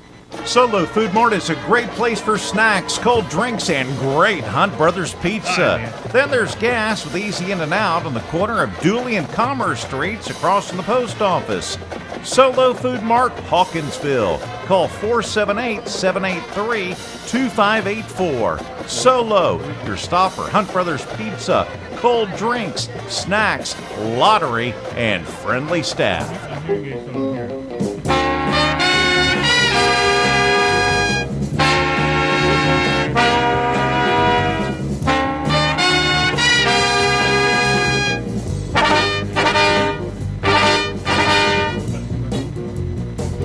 Right on. Welcome back in to Saturday Morning Quarterback Show. We're in the Travel with John segment. John, take it away. Okay, so do we all have our Saturday morning quarterback matching blue blazers and white dress shirts and matching power ties on? Are we all ready to go? Yeah, we got different color shorts. Hold on, let me finish tying my tie. I got my tie. Here we go. Okay, I got it on now. We're ready. Okay. When, before last night, was the last time that a quarterback played for multiple schools in a season and got to face the same team more than once. We talked about that. I don't understand that. I mean, hey, it worked out for my school, but you know what? I don't like that. I don't like that, and I don't know the answer to the question. I'll say that it's never happened before. And that would be my guess too. But it was just dealing with our web game that we had last night with the transfer of Jed Anderson from Jones County to Warner Robins. Yeah, I couldn't think of the last time that we had a quarterback play for two different schools or multiple schools in a season and face the same team as an opponent more than once, because he faced, when he was the quarterback at Jones County, faced Northside, and now last night as the quarterback for Warner Robins, he faced Northside. And so we were trying to rack our brain, and the closest we came was the possibility of Jake Garcia, considering he had played at Valdosta and at Grayson, but he did not face the same team more than once in a season when he was QB at Valdosta and then he moved to Grayson. So we think that Judd Anderson is the answer to the trivia question of that's the first time that we can think of in modern memory. That is incredible. Hey, and can you explain, John, how that's actually legal? My son-in-law was trying to explain last night, but I don't think he did a good job. Well, I mean, bottom line is that it was the move was considered legitimate by the GHSA. And so that's the bottom line. If the GHSA considered the move to be legitimate from one place to another, from Jones District, which is basically Jones County, to Warner Robins, then that's Houston County. So you move, and the GHSA, through whatever mechanism and machinations they have, considered it to be a legitimate move, and those are the words that they use. It was a legitimate move. Then it's considered good to go, and you're immediately eligible, and you can rock and roll. So a move from California to Valdosta, Georgia is not a legitimate move, but a move from Jones County, 45 minutes away, to Houston County is. That makes zero sense. Is the GHSA, the NCAA, are they run by the same people? That is a question for the folks in Thomaston. Yeah. Well, I mean, it's a lot of it has to do with situations and coaches. If you'd taken the coach from Valdosta and put him at Warner Robins, it would not have been a legal move. I just, that's, to me, is just the way it is. And the man, we all know who I'm talking about. The man, I just refuse to say his name, but he has no regard for any rules. No. And his reputation is what's gotten him to where he is today. But that's beside the question. John, first of all, let's talk about a couple games that have already passed on. We'll transition to college. What's the hottest right now? Coaching staff, head coaches in the SEC, or really in all football, who you think's got the hottest seat right now? I assume this is leaning toward the gentleman at the University of South Georgia Gainesville campus. Is that where you're going? Yeah, I mean, sooner or later. I mean, and I've been watching the boards. There's a lot of people saying not only does the coach need to go, but the AD does too. Bring back Mullen. Bring back Mullen. I don't think that's ever going to happen. Let me ask you this. Go ahead. So if you make this move, if you were to sit there and say, okay, we've made an error in bringing in Billy Napier, and all I'm going to sit here and say is all you've got to do is look down I-10 and see what happens when you're patient with a head coach and you let them develop their program. I don't, all of this revisionist history when it comes to what Billy Napier is having to deal with at USGS, or wait, University of South Georgia, no, USGG, sorry. Yeah. Dan Mullen created this issue for Billy Napier. And a lot of folks are kind of forgetting that Dan Mullen was the coach before and created a bear cupboard and created an environment where no one wanted to be. And so Billy Napier was brought in, and Billy Napier is like, okay, I'll take this challenge. What a lot of folks forget is Dan Mullen created this situation. Yeah. And Billy Napier is having to rebuild out of this situation. So literally it's like you've got to be patient. Everybody talks about year one. Yeah. Billy Napier started at like year -1. So right now, Billy Napier's in year 0, And we've seen that Graham Mertz, is more than running for his life as he did against Utah. Yeah. And, you're kind of dealing with things on the fly here. If the level of patience or a lack of patience for the supporters of USGG is where it is, that's on them for not understanding the context of the situation that Dan Mullen created. And Dan Mullen, who is, sitting as in a pundit chair now with the blazer at the 4-letter network, it's just like, it's like, fine, you can talk about it all you want, but he's more responsible for the situation than Billy Napier, who's having to dig out of the situation. And if folks who are supporters of that program don't understand this, then that's on them. The question is, if you're that mad at Billy Napier, you should be mad at your athletic department. Secondarily, you should be mad at Dan Mullen. First off, you should be mad at your athletic department for making this hire, which I thought it was a great hire in the first place. Who are you going to bring in? Yeah. If you want to make this snap judgment, which would be bad, who are you going to bring in to fix this situation? Yeah. Well, I can remember 2 years ago when Napier was walking around the campus of Florida looking for linemen. He didn't have any. He was actually recruiting kids that were on campus, asking for, who's played high school football, who's a lineman. Yeah. It was that bad. And believe it or not, if I sit there and watch, they played good. They played better in spurts than they have in the last 2 or 3 years. They did move the ball. The problem is they imploded when they got, in the red zone. It was either a hold or, there was one play, I think it was back-to-back motion calls. Things that can be corrected if people are patient. I think they're better than what they showed, at least I would hope for the SEC. I think the funniest thing I saw on Facebook the other day was somebody said that there was a phone call made from Georgia to Florida saying, "You're the reason we have the soft schedule." I thought it was funny, but I'm sitting there and I'm thinking, if the man's given a chance, and I know a lot of what's going to happen in college football is going to be determined by how Colorado does this year. So I understand that. I don't think Colorado's going to be successful. I think they'll win a few games, but you can't do a quick turnover. I don't care how good you can recruit. So, and you mentioned the Colorado situation. Prime is at that building point of almost year -1, and he is taking a lot of the pressure away from his student athletes by being that front man at all these press conferences. And, he's the one taking all of the heat for this. He is a CEO and a prime motivator, pun unintended, but it works. We need to go to break real quick, John. Can you hang on? XL Sports Network.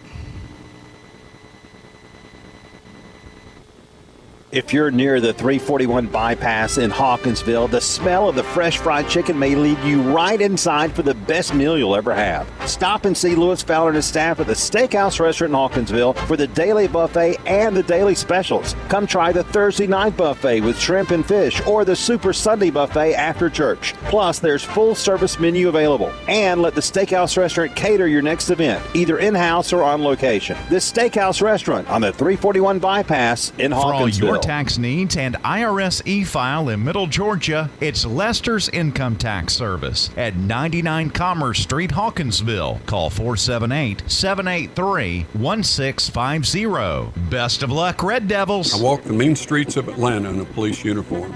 That gives me an important perspective most lawyers can't give you.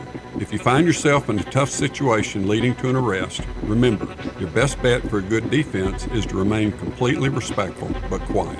I can't stress that enough. And call me as soon as you possibly can. I'm David Venable. Call me. The big city lawyer with small town charm. David Venable, attorney at law, Broad Street, Hawkinsville. Call 478-783-2825. The answer to your insurance needs is simple. The Grimsley Agency. No matter your needs, life, auto, or home, it's the Grimsley Agency. You can trust Danny Grimsley and his staff with great coverage for your whole family. New car or home, the answer is the same. The Grimsley Agency. Give them a call at 783-2581 or see them at 203 Commerce Street, Hawkinsville. Proud supporters of all Red Devil athletics.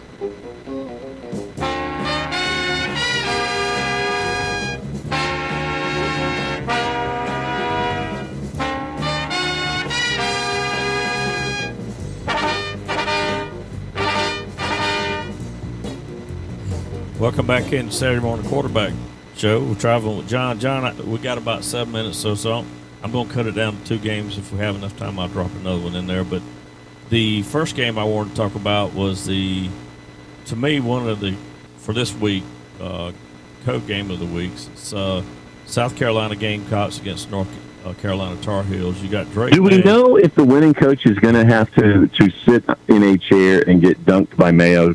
Yeah. Well, you got Drake May and Spencer Rattler. Everybody's pointing at North Carolina and their quarterback, but Spencer Rattler has proven to be a really good quarterback at South Carolina. Yeah, they're picking UNC by 2.5, over under 64.5. Take the over first off. That's the easiest play.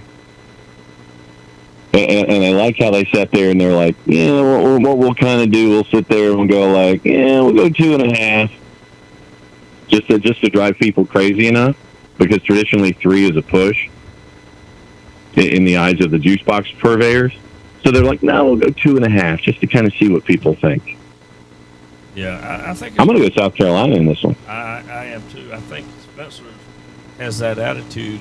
He's up being overlooked and disrespected by Drake May, who plays in the ACC, and he's going to show out. I think South Carolina's going to handle it tonight.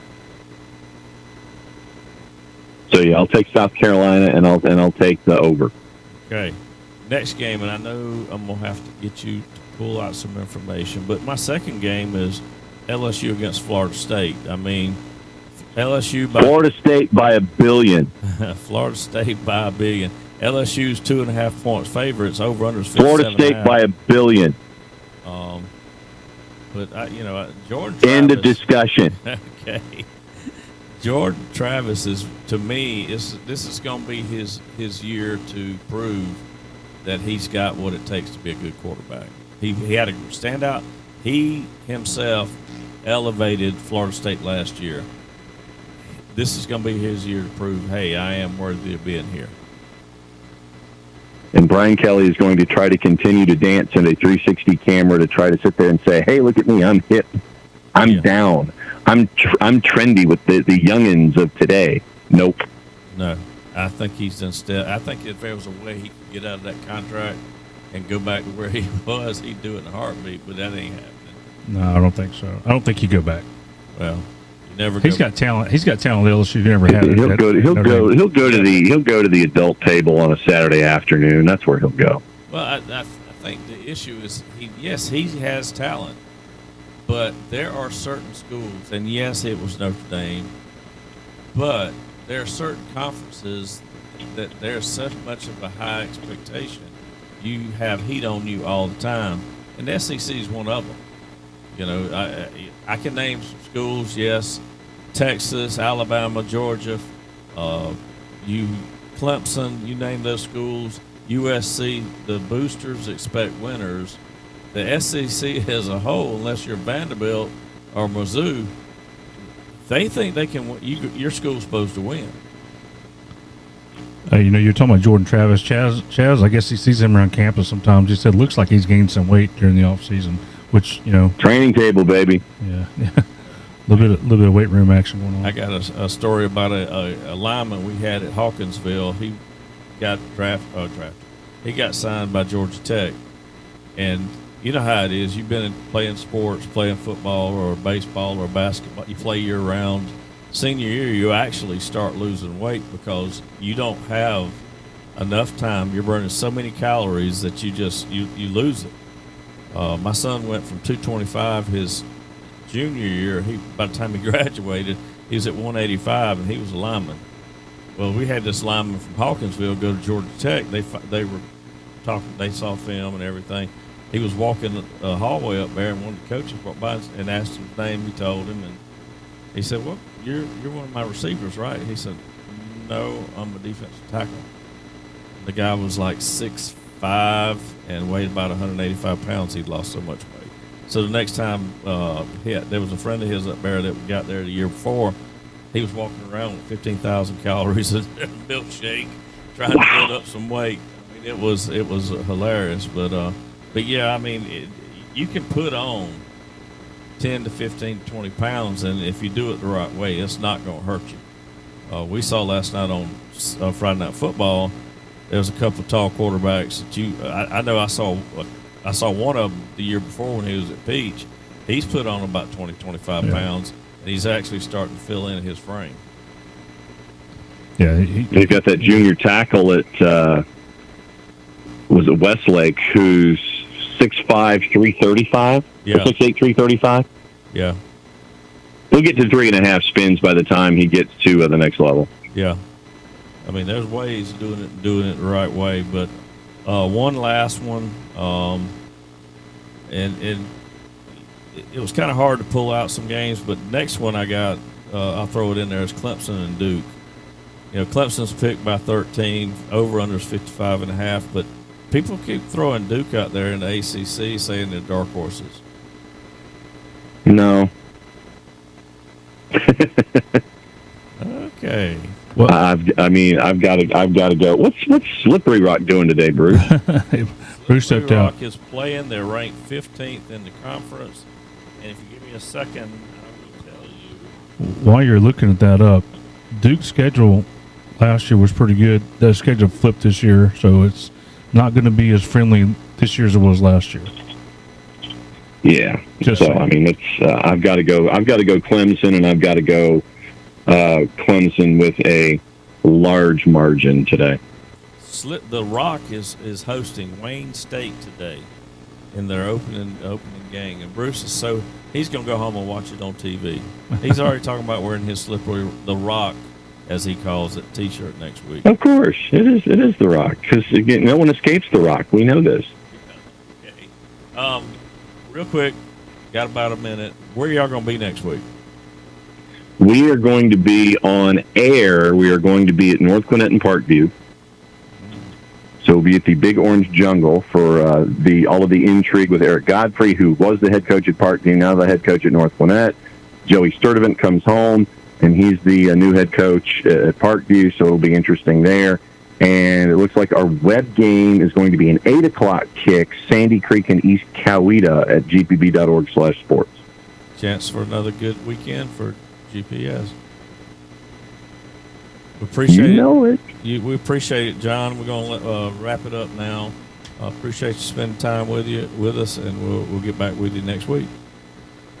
Be safe, be well. We'll do it again next week. Thank you, John. Take care, John. Well, thanks. Thanks a lot. We've had some good sports talk on here today. Absolutely. Anytime we get a chance to talk about football, it's a good thing.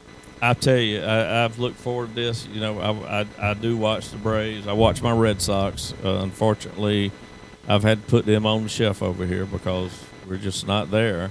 But I've followed the Braves. I mean, the last two games, you could not ask for more entertainment on TV. That's right. One-run game, bases loaded 2 nights ago, and then last night it's a one-run game and man on first and second. And I'm telling you, man, it's like every move they made has been the right move. Yeah. I mean, best record in baseball. Yep. They played the second best team in National League yesterday, and you know, people start talking about, you know, well, they play weak. No, they played the Padres. They played Colorado. They played the Dodgers. They own New York now. I mean, the Yankees and the Mets do not want to see them again. That's right. So they are playing some darn good baseball, and they don't have their number 4 starter back yet. Not yet. And like you said, they played the number 2 team in the National League, Mhm. and the they're hottest team in baseball. Yeah, they were the hottest team in baseball. They were. Yeah. And they've taken 2 out of 2. They got 2 more to go. They're trying to get the best record in the National League, so they have home field throughout the World Series, because the National League won the All-Star game this year. So if they can keep that up, they can win one more against the Dodgers. That's going to almost wrap up the best record in the National League. So it's pretty cool. Oh, well, I just want to say this: we're going to wrap it up. Bruce is outside doing something for if you out and about now, go get you a great meal, steakhouse restaurant. Get you one of them steaks if that's your choice, or get you a hamburger steak. They got great food. They have the buffet on Saturdays at lunch. Just go by and see Lewis and the gang. You will not be disappointed. They've been our food of choice for the Saturday morning quarterback show, Friday Night Football forever. But go stop by and see them. And with that, we're going fade out for Bruce, for Chuck, for myself, Eddie, and Ken in studio. You've been listening to Saturday morning quarterback show. We'll see you next Friday. If you're near the